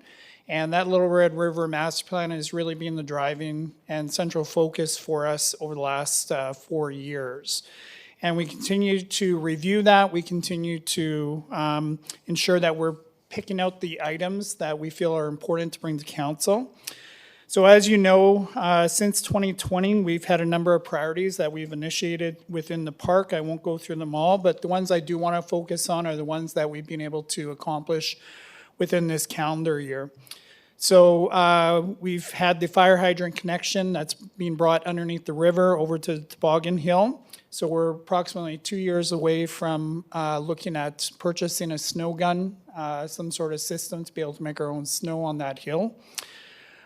We've had construction and completion of the Rotary Adventure Park, which has, I'm amazed at the number of individuals that attend that park. It doesn't matter what time of day you go out there, what day of the week you go out there, there are people there all the time. So it's been well received by the public. We've been able to pave an accessible pathway from the Cosmo Lodge down to the Rotary Adventure Park and the zip lines.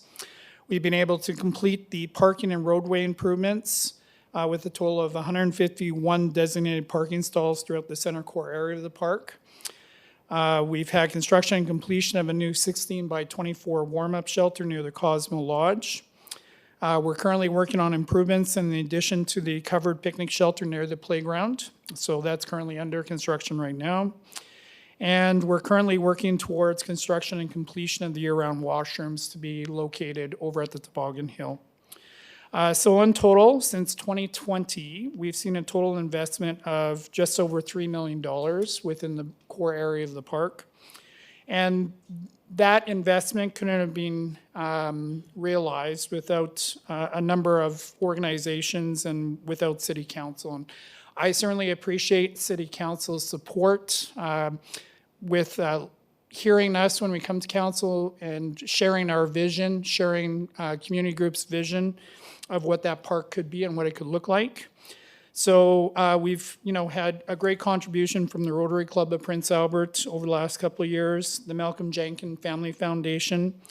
We've sought grants from provincial and federal levels. And then, of course, the support of mayor and council at the budgeting process as well to see some of this actually take place. And then the in-kind donations from community and local businesses as well, which have helped us to achieve what we've been able to do out there. So 2024 priorities. So now that the playground's being completed, we're going to start to assess in this upcoming calendar year considerations for playground programming. We've started to have those conversations internally, what that's going to look like. Also, something else that was in the priorities in the 5 stages of development for Little Red was a couple new ski lifts for the ski hill. We've done a lot of research over the last few years in regards to these ski lifts, talked to a number of organizations across the province in Western Canada. I recently talked with the Optimist Hill in Saskatoon, and we talked about the magic carpet. The magic carpet is prohibitive in pricing for us to be able to reach. It's unbelievable what the effects of COVID has had on the market. But in 2020, when we first got that original quote, it was $147,000. In 2023, we've seen that quote risen to $315,000, and that's just per lift. And that's not the cost of installing, that's not the cost of altering the hills either. So we've been working to look for a more cost-effective option to bring to council. We think we've acquired that, but it's still costly. We recognize that. So we've been working with a company out of New Hampshire called Rope Tow Systems, And they have a system that we could utilize on both hills for the snowboarders and the skiers. Each system is roughly about $60,000 American. It doesn't involve any alteration to our ski hills at all, so we save on that end. And the nice thing is that this system is fairly maintenance-free, so it doesn't require the maintenance of our aging system, which we're on limited time with now. So the current system is a homemade system. It's approximately 40-plus years old. It's been around since the conception of the, or inception of the ski hill itself. And the governing body with the provincial government, the TSASC, who govern the elevator tickets and disperse them to us once they've completed inspections, has noted that we are on borrowed time with both of our lifts. We also recognize that a total contribution to be budgeted would be about $250,000. And as usual, we will continue to seek out partnership within our community. We'll continue to seek out grants to help us look for options on how to pay for these two lifts. We think that we're approximately 2 years away from actually having to replace these lifts. They're operational right now, but every year costs a little bit more. So we've spent thousands, if not tens of thousands of dollars over the last 4 years, bringing them up to standard and trying to maintain them. So we're trying to be mindful with what the actual cost is and what that cost will be to the city, but we're also committed to looking for partnership and additional dollars through other sources. One of the other things that we'd like to work on this upcoming budget year would be the development of resource management emergency preparedness plan. We recognize as we bring more people into the park, there's a responsibility on the city to make sure that we're prepared. We continue to work with the SAS Public Safety Agency and the Fire Smart Management. So we're into year 2 of that 4-year agreement. And we continue to work with them on finding opportunities to do fire smart management. And then there's also the improvement to services, making sure that we have the right level of service and make sure that we're mindful of what that's going to entail long-term as we invite more people into the park. So we'll be reviewing that into this budget year and looking for what that will look like and what type of service delivery are we going to be needing to ensure that we can meet the majority of needs out there. So total capital improvements for consideration 2024 budget would be $250,000. And then when we get into 2025 priorities, we'd be looking at replacing stump posts. We'd be looking at continued security measures throughout the park. And as Judy had mentioned, when we talk about truth and reconciliation, just recently, this past week, we did have an organization that had approached Craig Gittinger, Director of Planning and Development, and Craig was kind enough to pass that my direction and have been able to start conversations with the Director of Community Services on what that might look like. So there's a little bit of work that needs to be done on that front and some consultation that needs to take place within community services in order for us to bring a report forward to share that vision of what this organization is looking to do. And as part of this report, it was asked of us to bring forward a process for consideration in regards to truth and conciliation framework for Little Red River Park. So this kind of piggybacks off of Judy's report and talking about some of the important elements of truth and reconciliation. And I just want to go to the broad protocols and process. I think that's where the majority of the framework would be for consideration. But number one, that issues, needs need to be identified where applicable. Number two, identify priorities for truth and reconciliation. So looking at the city's strategic plan and truth and reconciliation calls to action. Number three, priorities are structured in city work action plans. So city council, specific department or area of the department. These plans would identify who leads and who would be the best person to consult and collaborate with. These would be identified based on the priority or issue and who is assigned to the task. For example, if it was a government-focused governance issue, it would be dealt with at that level, so governance would be consulted. If it were a youth focus, youth would be consulted. Plans that involve Indigenous peoples should have consultation from Indigenous people such as elders, knowledge keepers, Indigenous youth, PA Urban Indigenous Coalition. As per the cultural diversity and protocol policy, protocols should be followed when asking an elder or knowledge keeper for assistance. Plans are executed, completed, and some may be ongoing. Plans are evaluated and recommended to City Council for approval before proceeding. And I think that's everything from my report. I'd be happy to answer any questions, but I do want to thank Councillor Grodnick and Councillor Miller and the Community Services Advisory Committee. They've been a great source of support, but also direction for our department. Thank you. Councillor Ogrodnik. Thank you, Deputy Mayor. I'll just move the report. And Tim covered everything that happened at the Community Service Advisory Committee. Thank you. Mayor Dion. Well, I have no issue with number one. I have an issue with number two. Is there any cost to this framework? Like, you're asking us to approve a framework, and if it's no cost, then I don't have an issue with that. We can put it in there. If there's a cost, I believe it should come back to council. You made a general statement that the framework for the Little Red Park be approved. Well, what is that? What's the cost? So I can't support number two, strictly because you're asking me to approve something and you haven't supplied me the costs. And next thing I know, we could get a sidewalk somewhere where we don't want it, because we didn't ask that question. Yeah, and So can you explain number two or give us a little better wording? Like I would sooner use the support, the framework, and further report being brought back to council. But the word approved frightens me because I don't know what I'm approving. So thank you, Mayor, and I appreciate the comments, and word choice is always important.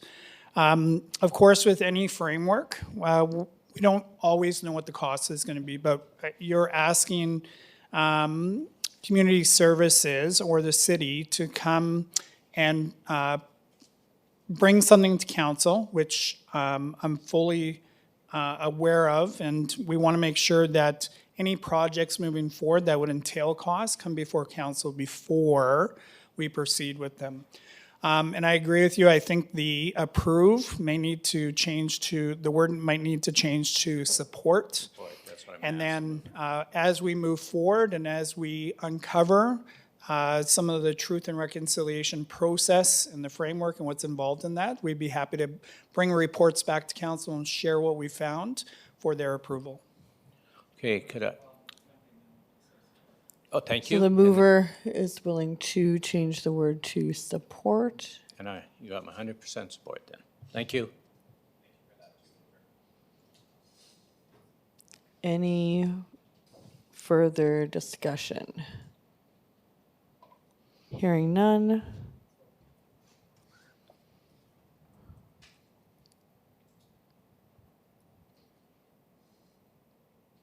The vote is open.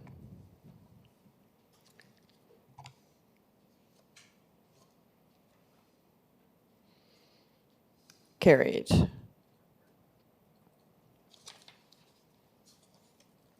Seven 7.6, golf course improvements with a verbal presentation.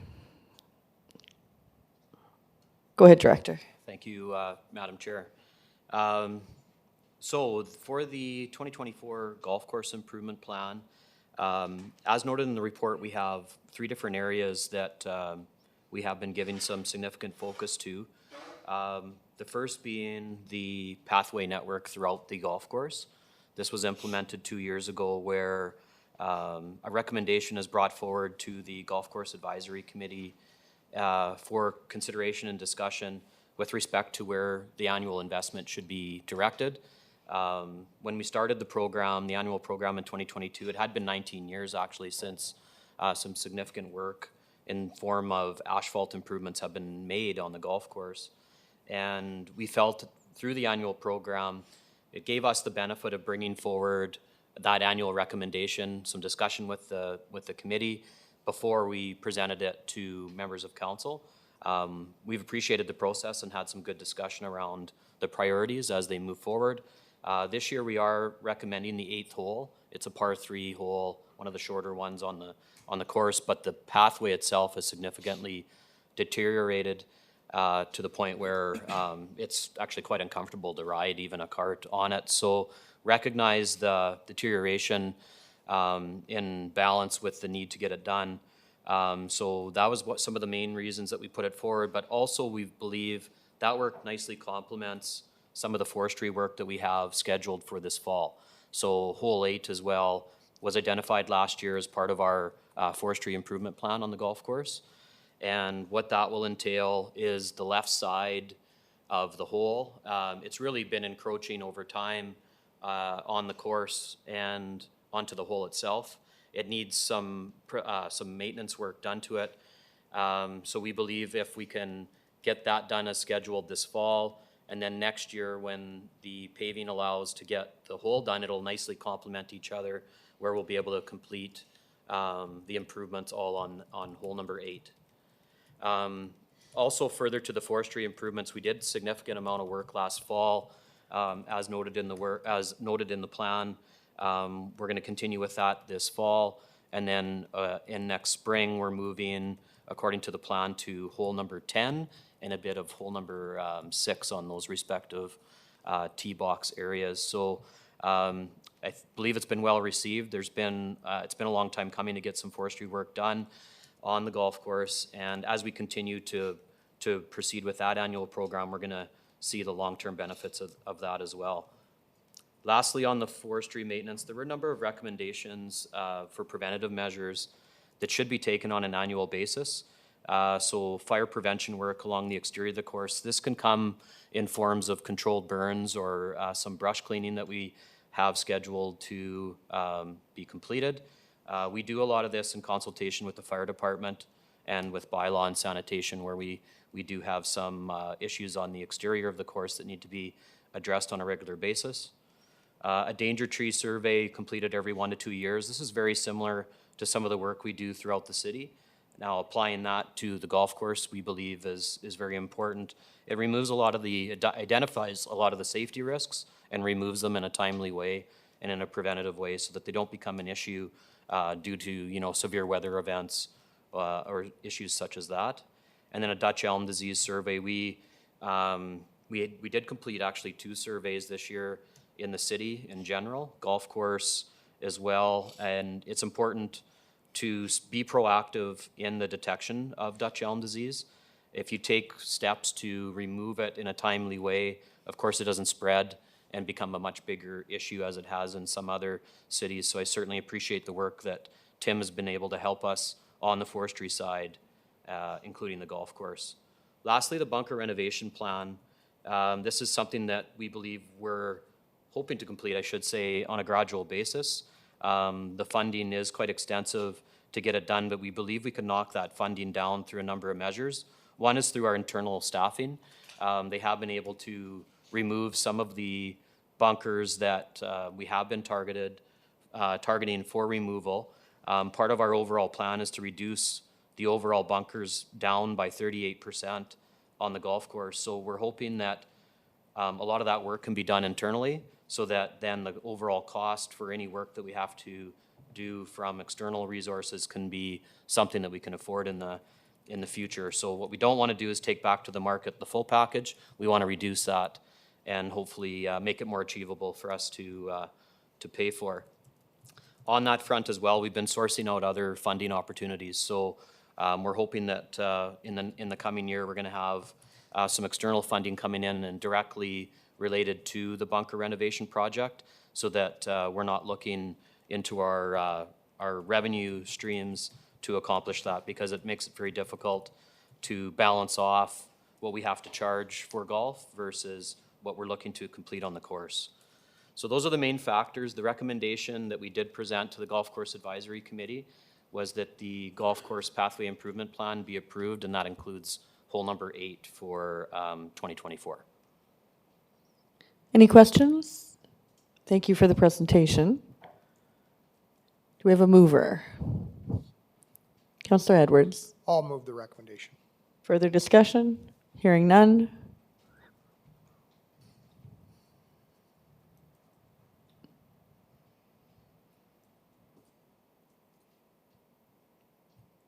The vote is open.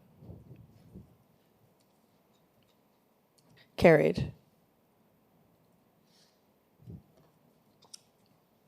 We've got 7.7, rates and fees for the Cook Municipal Golf Course with a verbal presentation.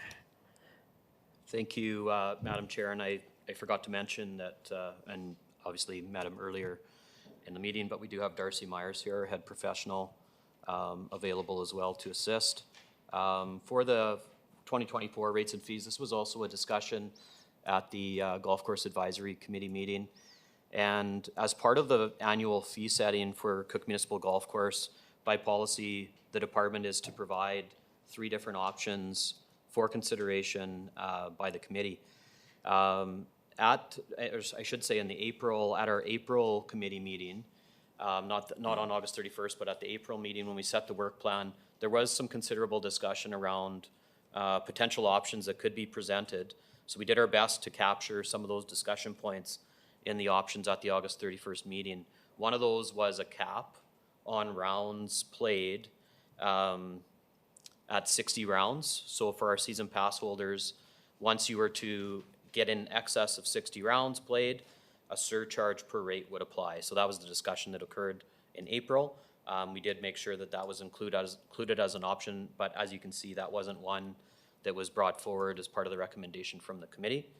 Other consideration that came up, and there was quite a lengthy discussion around the gradual migration from the adult age category to the seniors age category. So this was one that also came up in April, which was why it was included in the report. And it's one that it's a different discussion when it comes to the golf course. You know, just earlier in the agenda, we talked about our other recreation, arts, and culture facilities at, you know, having a percentage available, a reduced percentage available for youth and seniors. The challenge at the golf course is the requirement to generate a surplus on an annual basis in order to allocate that surplus to the improvement reserve in order to then achieve our improvements. So it certainly, you know, is a challenge to balance both what we see as, you know, affordability with the need to generate the revenue, to generate the surplus to make the improvements happen. So this one was certainly an interesting discussion at the committee level. The committee did put a recommendation forward here for a discussion by executive. And it was slightly different than what was in the report. So the first recommendation is that the past seniors season pass discount for existing eligible members, so this would be anyone that's currently a season pass holder, would be reduced from 19% in 2023 to 15% in 2024, then 10% in 2025, and 5% in all future years. So a phased approach to reducing that age category in the discount that is applied to it. And then in 2024, that the discounted rates for senior season passes be eliminated. That would be for any new pass holder that would come forward. So the committee wanted to make sure that existing members were considered. This is a change. This is something that has been a gradual change over the past, I would say, I think it's been since 2014. There's been a gradual reduction in that discount for seniors, but that's some of the reasoning why is the committee's concern with that gradual age migration from the adult category to the seniors category. So we did include also with the report some fee comparisons of other Saskatchewan golf courses. So this is a mix of, I would say mainly municipal, but there are some private courses included there for consideration. And we felt it was important that we continue to do that on an annual basis so we know how we compare, with the understanding that we also know that golf isn't a cheap sport. The 2017 to 2022 benchmark usage also is an important overview for us to include. It outlines our usage and make sure that we're, you know, annually considering that and making sure that that's part of this report moving forward as well. So the recommendations here, there are numerous. I listed the first one. The second one I listed. The third one is a 2% overall increase. So while there are recommended changes to the discount for the seniors rate, there's also the fact that we should be applying at least a minimal increase to the remaining fees. This protects us from not coming forward in a future year and asking for a significant increase. The idea there is to balance that out over time rather than come with a significant increase in 1 year. And then the numbers 4 and 5 were recommendations that were brought forward here a few years ago and form part of our annual planning in order to achieve the improvements that we listed in the previous report. So the sponsorship revenue that we're now able to generate on an annual basis is just over $90,000. That was a new revenue stream in 2015. And since we've implemented that, we've been able to now, I believe we're approaching $700,000 in sponsorship revenue over that time. So that's significant help to bring in that external revenue source, and we'll continue to seek those out. And then $60,000 from our annual revenue for pathway fees and cart rentals, so that we can continue with the annual program for the pathway reconstruction work. So always an important topic in our rates and fees, but certainly a different discussion than the previous report that we had on the agenda. Thank you for that. Any questions? Do we have a mover? Councillor Edwards. Thanks, Madam Chair. So I'm not in favor of number 1. I don't think it's the right model unless I'm missing something. I feel like there's a core group we're focusing on maybe or something, but in my opinion, seniors need a break. And we're going to move away from that break, and it's going to be permanent. And I mean, I feel that people are leaving the game of golf already because it's too expensive. I've talked to numerous seniors already throughout my term on council. They've talked, we don't golf. We don't golf at Cook anymore. We can't afford it. And I don't like that. And I mean, I know golf is an expensive sport for sure, but I don't believe that's the right model to eliminate a senior's discount. Now, I can't tell you what the right model is. I haven't put a lot of thought to it. I will. I may have to attend a meeting or two, but I'm not supporting the current motion as it sits to eliminate a senior's discount. I am going to seek a mover for any motion. Councillor Kilmer. I will move it. And then I have a question. Yes. Just to clarify my understanding, so why would I move it if I would? But I know. I do believe golf is a very expensive sport. I do believe it is a tough decision, and I do believe that the committee has discussed this quite thoroughly, but I just want to make sure my understanding is that and it says it, the current senior pass discount, the people that currently have it are going to slowly come down and will receive 5% forever. They're grandfathered. And that then beginning next year, any senior coming in will be at the regular adult rate. That's correct. I read it. That's I'm just correct. making sure. Yeah. Okay, thank you very much. I move it. Councillor Cody. Well, I'm on the committee, and I didn't like what I heard there, and I don't know why I would like it here. I think the seniors have done a lot for this community. They've done a lot for this country, and I don't know why we want to take the last piece of flesh out of them. At their last dying days, we want to say, well, you know what? Too bad, we're going to beat you a little bit more before you die. I think it's the wrong way to go. I really do. You know what? Everybody on that committee can afford to pay it. And that's the difference here. There isn't anybody on that committee couldn't afford it. They can all afford it. That's the problem we got with that committee. They can all afford what was going on here. But there's a pile of people out there can't afford it. I can afford it, of course I can. And I make no bones about that. But I know there's so many people can't. And I can tell you right now, if you think this isn't going to be a controversy amongst yourselves, you're kidding yourself. Because golf is a tough sport out there these days. It costs a lot of money, it's a lot of time-consuming things, but it's one of the things seniors can do and while away 5 or so hours of their day.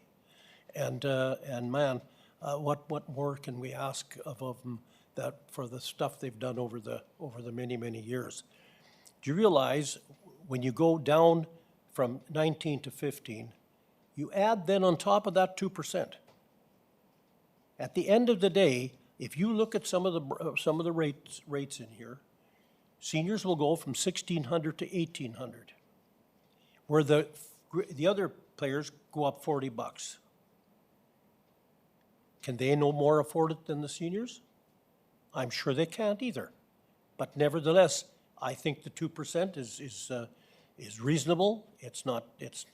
We don't like it. Nobody likes the increase, but we have to do it. We have to do it. That's for sure. But you know, one thing we never want to remember: we're likely the only golf course in this province on a municipal basis that isn't subsidized by its city. It's a municipal course.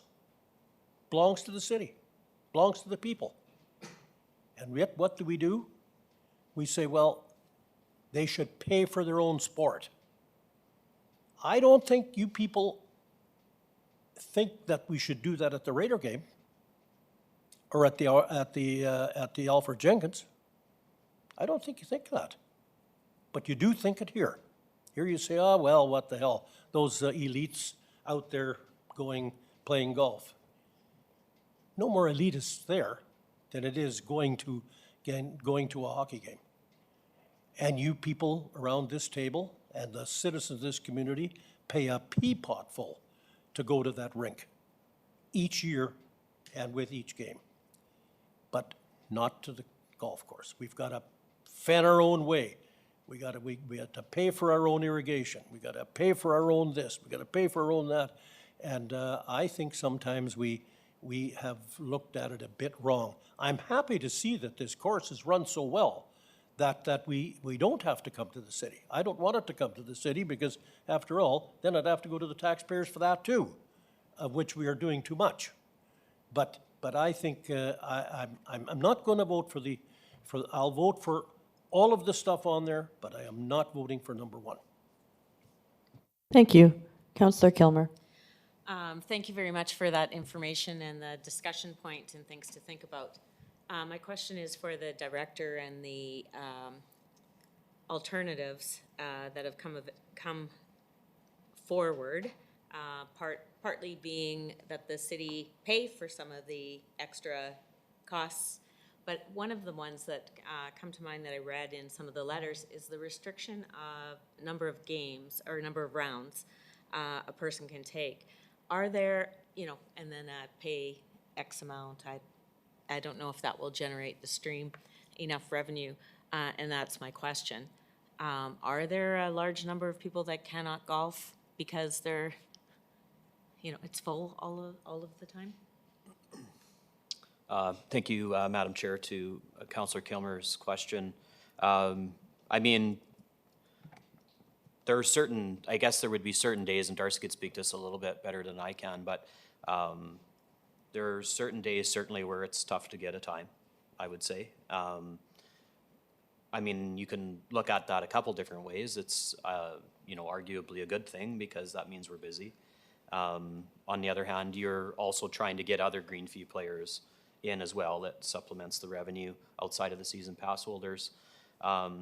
So there are some afternoons, as an example, that certainly there's availability, and Darcy does a very good job of packaging up incentives for people to get out in those slower times at a bit of a reduced rate, or something that we can do as a golf course in partnership with the Golf and Curling Club and maybe, bundle in, food after or something like that, that makes a little bit more of an incentive to get out in those times where we are slower.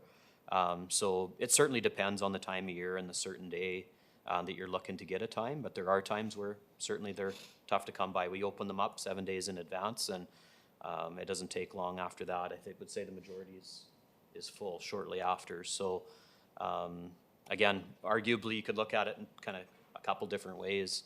But the cap itself was more, I think, a discussion point. Once we seen, we just put $10 as a surcharge over anything over 60. When we did that approximate calculation, it was about $24,000 more in revenue. It's pretty insignificant at the end of the day. It takes about 32 rounds. I think it's just under, it's like 31 point, almost 32 rounds essentially for a season pass holder to break even on their season pass, what they pay. And then anything over and above that is an incentive as well. But I think that's a good thing. I mean, it's good to have people involved in the sport, and finding the right balance is the challenge. It's a tougher thing to achieve at this location because of the need to generate that funding in order to set it aside to then reinvest, to cover operations first and foremost, and then put the improvements in place. So I appreciate the discussion, and certainly it's one where we're open to any other questions that council has on it. Thank you. I guess in thinking about, just throwing this out, the makeup of committees then, I'm starting to, Councillor Cody gave me some good food for thought. Anyway, thank you. Mayor Dion. Well, I do sit on the committee as well with Councillor Cody. And I was a little more neutral when this came up until I made the fatal mistake of going to ask their opinion out at Marks 9, which is only a 9-hole, and not out to catchers. They're excited about this because they're going to get quite a few more members because of the cost. I don't agree with Councillor Cody on his comment that we should ever subsidize the golf course. It's one of the few that can self-pay, and I believe that. But in talking, Marks 9, even though it's only 9 holes, he's had his best year ever because the seniors have now left us and coming during the day. And see, that's what I get. Like, who calls Monday to Friday? I never thought of asking that question at the meeting. And they answered me, well, look at Greg, look at our bookings, they're seniors. Same thing out at catchers. But then what I found interesting, we went for breakfast with some city employees who are in the active living. And we have a 44-year-old that golfs on that active living, and he was golfing on Saturday, and he would have hit 60 rounds on Saturday. He's 44, so he's not a senior. And, so he certainly got the benefit. What I'd like to do is, if the mover is in favor for this, I do like almost all the other recommendations in here, and I would support them, but I cannot at this point not support or support number 1 without further discussion. So I would like to see if the mover would remove number 1, send it back to the committee for further discussion with our comments, and then move the balance. That would be my suggestion. And number 2, yeah, what's on the board? Number 1 and number 2. Councillor Cody. Yeah, no, just one word about the 60 thing. I thought that was going to be a breeze. I didn't think anybody'd be very worried about it, but I worry about our poor guy over there. He'll have the skin take mud, won't even know who he is. I've already heard so many people talk about it that I'm scared to go there. They said, what, are you guys still thinking about this 60-pack? He says, are you crazy? He says, I'm not going to come back to this place ever again. And those guys are not easy boys to handle. So I'd leave that for another day because I think it's a little difficult to handle. But anyway, I don't know. It's unfortunate, because really 60 rounds should be enough. Really, it should. But they're used to playing 75, 80, and 100, and 110, and now take that away on them, and look at, you got a schmozzle. So is it worth our time? I don't think it is. Councillor Kilmer. Upon the conversation, I do think that it does require more discussion at the committee level, absolutely. So I am in favor of, is it best to remove 1 and 2 and replace 1 and 2 with discussion of, or if I can see 3 and 4, we can see, okay, we can just remove 1 and 2 and then renumber, and it should be okay. Thank you very much. Did you want a referral, Mayor? Were you hoping for a referral of those two items that we removed?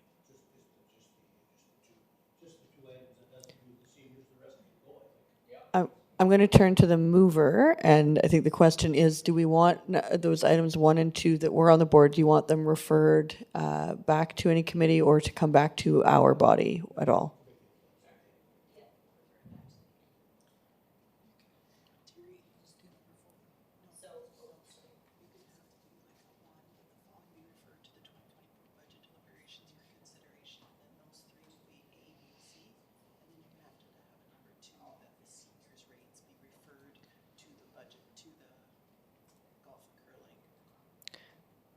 I do have,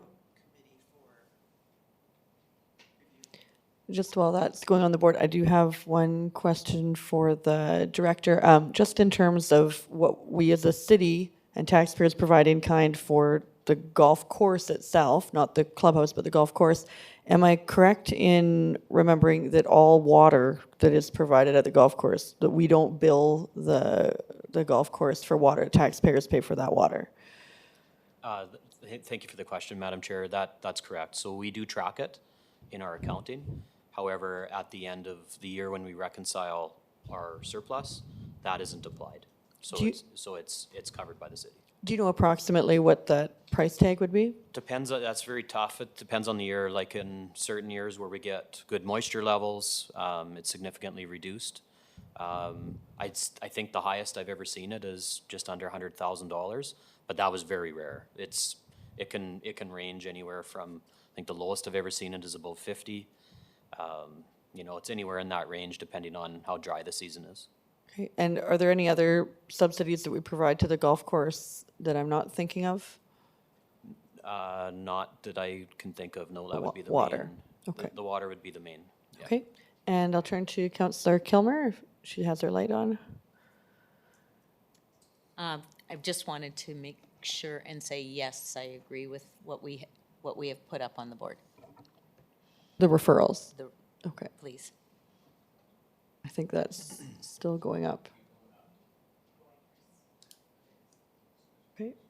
And that's up on the board accurately? Okay, so any further discussion? Hearing none, we will vote.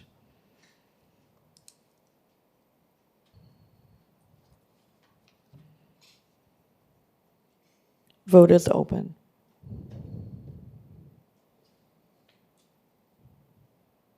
Carried. A 7.8 active living program, verbal presentation from Kylie Bear.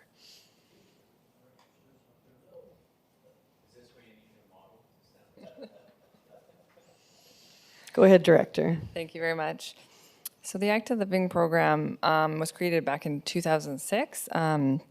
It's made up of a few components, including the primary one is there's a $240 annual reimbursement to employees who enroll for active living programs in the community, and it can range from fitness classes to sports programs. There's a variety of items. Another component is access to family swimming and skating at city facilities, and then a handful of physical activity challenges throughout the year. So it's open to permanent employees, and then our 882 employees with 2,400 hours of service. The budget since 2006 has been $25,000, and we've always been well under that until more recently. So we have seen us start to hit that maximum in recent years, or that budget in recent years. What's been driving the costs is more people accessing the program. Generally, it's getting more popular. A little bit of rising costs in programming that's out there naturally in the last decade or so. And then a little bit of expansion in the program. During COVID, we allowed for things like online classes so that you could work out from home. So a little bit of that kind of thing. The committee meets annually to review the budget and the program. We met this year, and there was a few things that we noted. Well, these were the items that we noted. And so tonight, what we were recommending was a budget increase of $15,000 heading into 2024. That increase is driven largely by the program was over budget last year by $4,100. So the increase would cover that, which is, like I said, the expansion of the program. It would also cover a $4,500 increase to expand the cap of the program, which hasn't changed since 2006, so from $240 to $275 instead. And then a little bit more to just allow for growth of the program into the future. So that kind of summarizes the request. That's a recommendation for budget consideration in 2024. Thank you very much for the presentation. Mayor Dion. I'll move it to budget because I'm going to add something. This is where we were added to the program as well. That's right. Yeah. See, just, you know, in case, and I do access this program. Before it was not available to council, so that's one of the reasons the cost went up. I don't know who else does it. That's why I've lost 22 pounds. Is that exercise? Yeah, that's true. So I think it's worth the discussion at budget because you do want to have a healthy workforce. So I do like that idea, but we'll see what happens during budget, so I'll move it to budget. Thank you. Councillor Kilmer. Thank you very much. For the director, and not to change the motion at all, but I do believe that it would be valuable for council to hear from the people that use the active living program, how much they appreciate it or how it, you know, so there should be a feedback component, communication component from all users yearly so that that can be added to the information that we get and provide. Yeah, that sounds great. Yeah, we Thanks. can ask for that. Further discussion? Hearing none.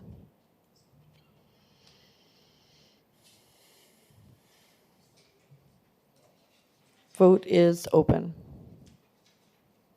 Carried.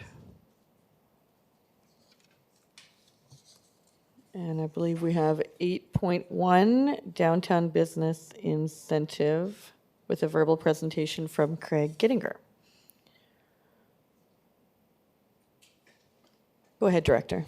Thank you, Deputy Mayor, and thank you, members of Executive Committee, for the opportunity.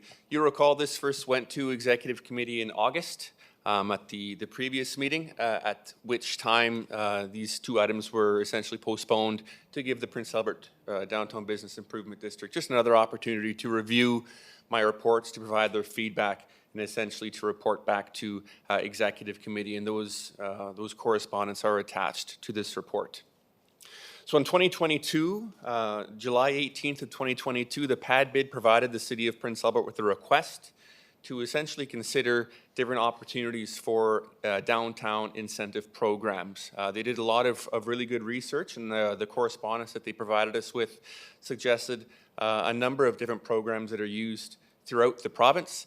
When you take a look at that correspondence, what you'll see that is similar to all of the programs is that they, for the most part, do all revolve around tax abatement. Now, obviously, our downtown, in my opinion, is and can be considered differently from our other business districts along 15th Street or 2nd Avenue, for example. Our downtowns are being challenged with commercial development, and what we're suggesting as the kind of the crux of this report is to treat them differently when it comes to business incentives. We used to have a number of incentive programs here at the City of Prince Albert, but we chose to remove them a couple of years ago, not to discount or cancel them altogether, but rather so that we don't pigeonhole ourselves in how we apply them. Different investors, different developers need different things when being attracted to our communities, whether it's a 5-year declining scale tax rebate program, whether it's to pay for or help pay for underground infrastructure. Most recently, we helped, we gave a discount in our land rate to accommodate over 180 new apartment units. And similar to that, we're trying to find ways that we can broaden our commercial development scope in our downtown. So since July, when we originally received that letter, we have met with the pad bid on a couple of different occasions. Most recently, just this past June, where myself, our Director of Financial Services, and our Chief City Assessor discussed a number of different ways that we can incentivize development. What we did land on was a 5-year tax program. But what we found was that after that, it was a very good discussion, but after that discussion, we found that it was essentially exactly the same as the declining scale tax rebate program that we had previously applied, and it did not incentivize development to our downtown specifically. Now, in our 23 to 25 strategic plan, there's a strategic priority of developing an incentive program for Prince Albert's downtown, very, very specifically. And the incentive program in front of you, I believe, does that. So what we are suggesting as attached to my report is to create a 5-year tax abatement policy for 100% tax abatement policy. So I'm not talking about a declining scale where it goes 75, 50, 25, 0. I'm talking about a 100% tax abatement program for taxes over and above the current tax rebate. So that does not eliminate any of our minimum taxes or our levies. That is just over and above what is currently being paid. So that is for any brand new construction or any redevelopment or renovations that create a new tax class for that property. Now, what does that mean financially to the city? I did pull a few tax bills essentially over the, from our financial services division. A small restaurant, for example, could pay around $5,000 in taxes.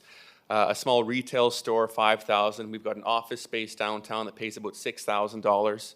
So we're not talking about hundreds and hundreds of thousands of dollars. I believe this is a way to attract some of those smaller businesses into our downtown, and I believe this is a small gesture that we can make to attract those types of businesses. Obviously, we've got our downtown redevelopment plan in place. We're trying to find ways to reinvigorate our downtown, and this could help put some of those businesses over the edge in deciding where exactly they want to locate in the city. So with that, I can answer any of your questions. Just a note that this draft language was provided to the Business Downtown Improvement District. They have supported the motion, and with council support this evening, I'll provide a formalized document for an upcoming city council meeting for consideration. Thank you. Mayor Dion? So I'm trying to understand it. I read a couple times. So I have a business in the downtown, and I'm paying $5,000 today. So I renovate my business, and my taxes go to $6,200, okay? Because the cost went up to renovate it. So you're asking me to forgive the 100% of the taxes on the $1,200 additional taxes, or on the whole project, $6,200? Yeah, thank you, Mayor, for the question. That's a great example. We would only be granting an abatement on the additional $1,200. Okay, because I support that. I didn't support it when I read it the first time, thought you're gonna give them 5 years of free taxes that they're already paying, because they're landlocked. Lots of these businesses are landlocked, so they can't expand. And so that's why I was wondering, how is this gonna happen?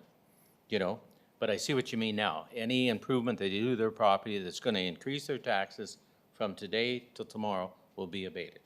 That is correct. Okay, thank you for that. I'll move the recommendation. Thank you. I just had a comment, is that in reading this report and also the letter that was attached from the downtown bid, I noticed that the downtown bid had more additional tax incentive suggestions that we did not, as a administration, pick up on. And I just wanted to note that there were more ideas there that are not part of this proposal. So any further discussion? Hearing none.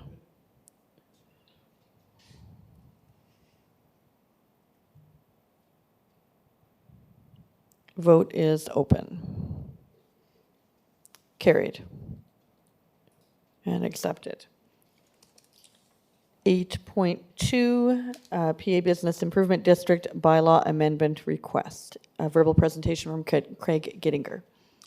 Thank you, Deputy Mayor, and thank you, Executive Committee, again, for the opportunity. This report in front of you kind of grew from the original request we had back in January, where the PAD bid approached Executive Committee with requesting a small change to Bylaw 4 of 2005, which is essentially their mandate or how they govern. The original request that they had was simply to change the terms in sitting on PAD bid. So what we did is we took the opportunity to present to the pad bid and went through bylaw 4 of 2005 line by line to try to find a number of efficiencies and ways that we could improve that bylaw, and that is summarized in a letter from the pad bid in front of you. I think it's important that we all understand what the mandate of the pad bid is, and essentially that is to create a more vibrant, find ways to encourage the development of a vibrant and prosperous town or downtown business district. We fund pad bid in a couple of different ways, as you know, and included in that, I think, is finding ways that we can, increase efficiencies in how we liaise and how we work with the pad bid, and that is what kind of provides the basis of the report in front of you today. So for the most part, the requests that we have are fairly straightforward. Just getting to my page here. The first is to remove language that essentially provides a maximum number of consecutive terms on the board. It used to be 3, but what we've recommended is that you do not have any maximum number of terms. As you know, finding board members is not an easy task. It's not something that you're able to do on a whim, and if you've got really good, effective board members, you want to hang on to them. So that does not handcuff the board to essentially when you are through your 3-year terms, you have to leave. There is an opportunity to stay on. Another one is in regards to section 7.1D. We're just adding some criteria or some kind of some reporting on the effectiveness of what the pad bid does. So essentially, what we're saying is providing a blanket statement that meets the intent of section 3, which is that mandate that I spoke to about earlier, just creating a prosperous downtown. So essentially, any project that improves the area's image, promoting and marketing the area, and facilitates the ongoing rejuvenation of the area. So again, that just broadens the scope of what pad bid is able to bring forward to council, and does not identify only revisiting studies and things like that, which is what the language previously said. And finally, Clause 8 and Clause 9 are quite financial in nature. The pad bid just wants to ensure that our financial services department reviews those and just make sure it's in line with our practices. We do provide some in-kind support to pad bid when it comes to reporting and finances and accounting and things like that, so they just want to make sure that they are consistent. Now, the specific motion in front of you has been written a couple of different ways, and you'll notice in the request from pad bid there is differs a little bit from mine. Essentially, what this is saying is what my recommendation is, that the city will appoint a liaison to provide advice to the board as necessary. In preparation for meetings, the liaison will be provided with all formal agendas in advance of the meeting so that they may attend as necessary. Now,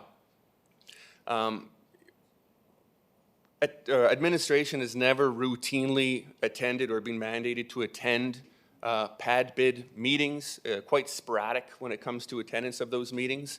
And I know as executive directors move in and move out, they spend a lot of time with city officials. Myself, I know the city manager has spent a lot of time with them. Our directors of financial services and our city clerk has spent a lot of time with them as well. And my feeling in particular, was that having a liaison that they could rely on at each and every meeting to report back to city council and to help any way that they can would be of a benefit to the board.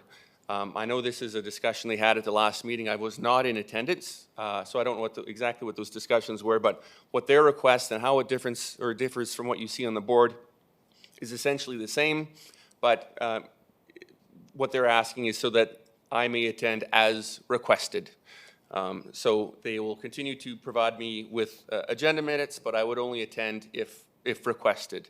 And I'm, essentially requesting that I attend whenever I see there's an opportunity for me to help the board in any way that I can. Again, just to provide that consistency. I think it's important to assist the executive director and to assist the board with matters as they relate to the city, so they have that consistent liaison. But if council wishes, there is additional language that was provided in the letter to you, which is specific to what has come from the pad bid, and it's your decision on whether you'd like to switch the language as necessary. So with that, I can answer any questions or explain further. Thank you. Mayor Dion. I'll move the recommendation, and I want to speak on the last one. For 10 years, maybe not for the last 2, but for 10 years, this board has suffered with governance.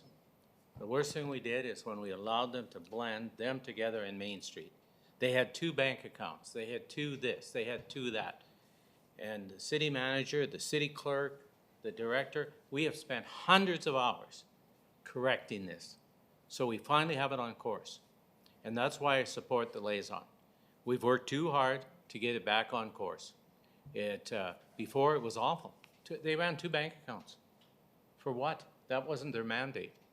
They should have never been allowed to do that. But they did as a board because we did not have a liaison checking up on them. It's improved in the last 2 years, but as soon as we change staff, it could go right back to where it was. So I've seen the struggle in the last 10 years. We finally got the down bid, producing shows, producing what they're supposed to be doing, and I don't think this is a big request. We fund them. We fund them. We're the majority funder, and I believe this is not an unreasonable request to the administration considering what we struggled with over the last 10 years to get them back on course. And that's how long it's taken, 10 years. And that's not acceptable to me. So I do like the idea of having the liaison and they can attend when necessary. Thank you. Councillor Edwards. Well, thanks for that, Mayor. I won't support. I feel like it's micromanaging. We don't do it to other boards and committees. But we are here for some particular reason. I don't know why. I do like the word as requested, most certainly. Yeah, it has been straightened out over the last couple of years. I don't know who was involved prior running that organization, but it has over the last couple of years been fixed. And they're doing a really good job. So, yeah, I'm not supporting. I will support the overall with as requested, not as necessary. That's too vague. And I don't know why we feel the need to micromanage. The explanation the mayor gave, that's one form of, talking about governance. I think we can provide some assistance to that, but as requested. Councillor Ogrodnik. Thank you, Deputy Mayor. Yeah, I agree with what Councillor Edwards is saying. We already have a city representative on that board. We have a city councillor. And when I'm on a committee, for example, I'm on the arts board, it's only $25,000 that we give. But if there's something that I don't understand or I can't say, let's go in this direction, I will seek the advice as the city representative on that board to get further clarification from admin. I sit on the library board. That's a $2 million budget. We don't have a city administration on that board. We have a city councillor and the mayor. And if we require further information, we will seek advice from the director. So I don't understand why we're doing that. Historical Society, we give them over $100,000. We don't even have a representative on that board. And so maybe that's the direction that we should be going is having city council representation on all these external agencies that we give or that we help fund. I don't agree with this at all. I think that the councillor that's appointed to that board can seek the advice of the director when necessary or when requested. If the councillor is unsure of something, that's what the councillor can do. I don't understand why we're doing this. And so I won't support this motion either. Thank you. Councillor Cody. Yeah, I'm of the same vein. I don't support it either. I just can't understand why, when we have our own person on there, this almost appears as though we're saying that we haven't got a very competent person on there. We don't agree with her, or we don't rely on her. I don't think that's very nice. I never made a negative comment about a rep on there, and I don't like the innuendo. Well, I'm just, you Okay. made. Order. I'm going to hear one person at a time. And so I've heard a point of order. I never So- said, I never said a word about anybody saying that, that the director was, or that the counselor was not competent. But this resolution appears to me, it appears that way. That's all I'm saying. I'll have to say like John Diefenbaker said, this appears to me to be snookpocracy. And it does appear to be snoopocracy. It appears as though you want to snoop in the books, folks, because we don't trust you. We don't trust the director and the pad bid people, and we don't trust her. Well, that's not right. For heaven's sakes, I trust our representative, and I certainly trust the people over there. I've not gone and visited them once, not once, but I certainly trust them. I'd have no reason not to. I haven't heard anything that we shouldn't trust them with. But all of a sudden now, we want somebody on that board from administration. I don't think that's necessarily good. And I don't agree with it, and I'm not going to vote for it. Thank you, Councillor Kilmer. Thank you very much, Madam Chair. I want to add my 2 cents to this as being the representative on PA bid as a city councillor. I have when I'm meeting with Prince Albert bid, I am not meeting as a councillor, and I have struggled with this. It has taken me 2 or 3 years to figure out how, when I have this title and this been voted in, what my responsibilities are. Am I to run back here, find the answer, find out what we think, and then run back to the PA bid and, you know, put that forward?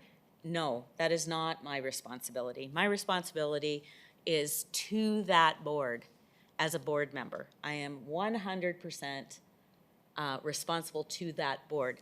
And then when it comes here, I may not vote the same as what I voted in that board. But I do speak very clearly and have learned a ton of information as the mayor has said.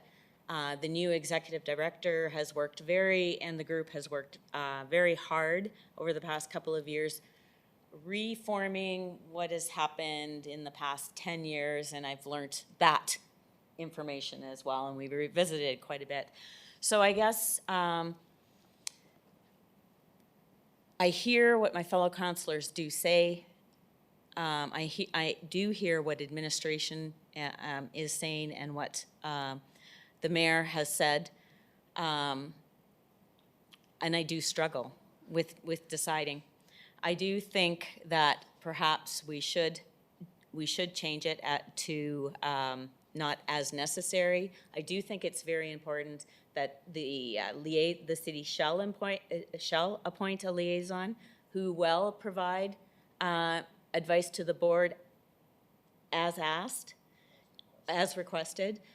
But however, I really feel strongly that in preparation for the meetings, that the liaison be provided with all the formal agendas, but that does happen because it will be put prior to meetings. I do think that is really critical, not as requested, but should be happening regularly. And that is not about this executive director, that is about in future work, what needs to be done, to make sure that PA bid and the administration are in sync.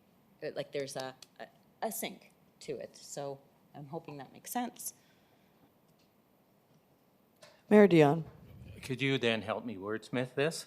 Because I do appreciate what you said. You've stayed neutral. You're not swaying either way. You sit there, you've seen what's happened, and you want to prevent it in the future. So what would you like me to change it to? As required, or as requested, sorry. I was close, my brain hangs on to the beginning of the word and I move into a different thought before I finish the end of the word, so that's great.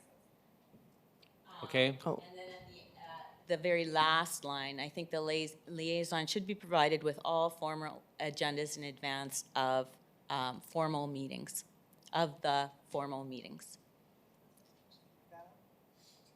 with all agendas in advance of the formal meetings. because there are several meetings that occur, but there are only ones that are formal. Okay.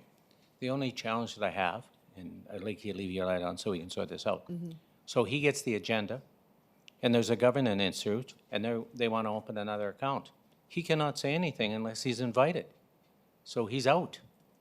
I don't agree with that. I think that, of course, he has an open relationship with the executive Okay. director and would Okay. be open to discuss, and they are open to I the agree to her discussion. changes, these changes on the board. The mover agrees. Counselor Edwards. Thank you. Are we doing this with all other boards?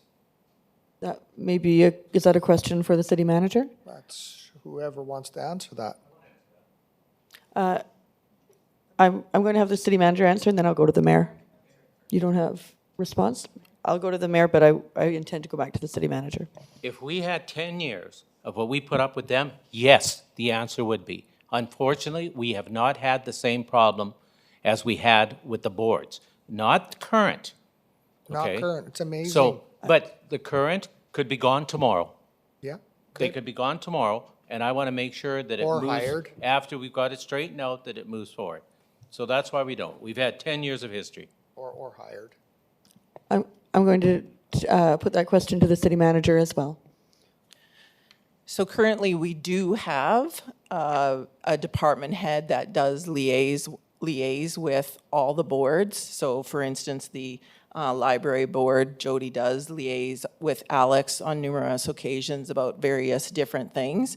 It's not necessarily this formal. We felt that because the bylaw was being changed at this moment, this was something that we could simply add in. If the library board bylaw comes for changes, we'll probably do the same thing. It is important that there is some type of liaison. I can identify to you that, we have spent considerable amount of city resources and time, which does cost the city money, to spend on ensuring that this board has been established properly and it is running with the governance model that is required. There's a lot of requirements that the board has that if you have somebody such as we have the director, if you don't have municipal experience, it's hard to understand all of them, and that's what this liaison would do, is provide that assistance. For example, the board has to follow the FOIP. Does the director, would that director have actual knowledge coming in? Probably not. We want to make sure that they have those resources to them, and to have a specific liaison associated for them is a huge benefit, and it helps them. It helps them with the responsibilities that they end up having, right? Because it is the board executive director that has the responsibilities to ensure that the levy is spent properly. This provides a bit of oversight from the city to ensure those the individual has those pieces. And I can just vouch that I think I've spent it's probably more than 10 years trying to get this back in track. And you're right, our current executive director is doing a great job. This is not about micromanaging or doing a great job. We want to make sure that in the future that continues. We've had considerable amount of changeover in the directors over there, and that has kind of added to the commotion. Hopefully our current executive director stays for a considerable amount of time, and we don't necessarily have to worry about this. But I don't know that, and I just wanted something in the bylaw to allow for that liaison to be more identified. Councillor Edwards. Yeah, I just find it odd that we're starting with the downtown bid on this. How many executive directors has there been in the last 10 years?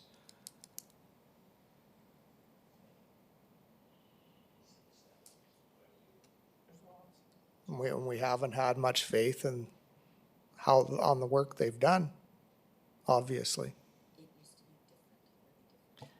I'm not sure it's about faith, it's just about turnover. It's about turnover. They start, they stay for a bit, they change, they start, they do some work, they change, they start. It's just the only consistency we have is the city. Right.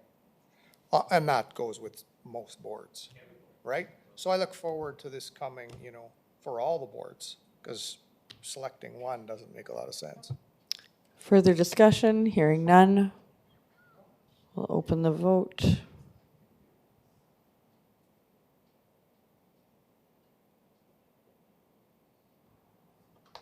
Vote is open.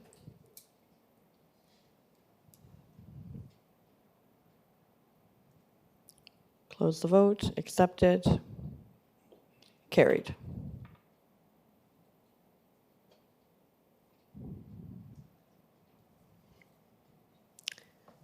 All right, we are at adjournment. Any movers to adjourn?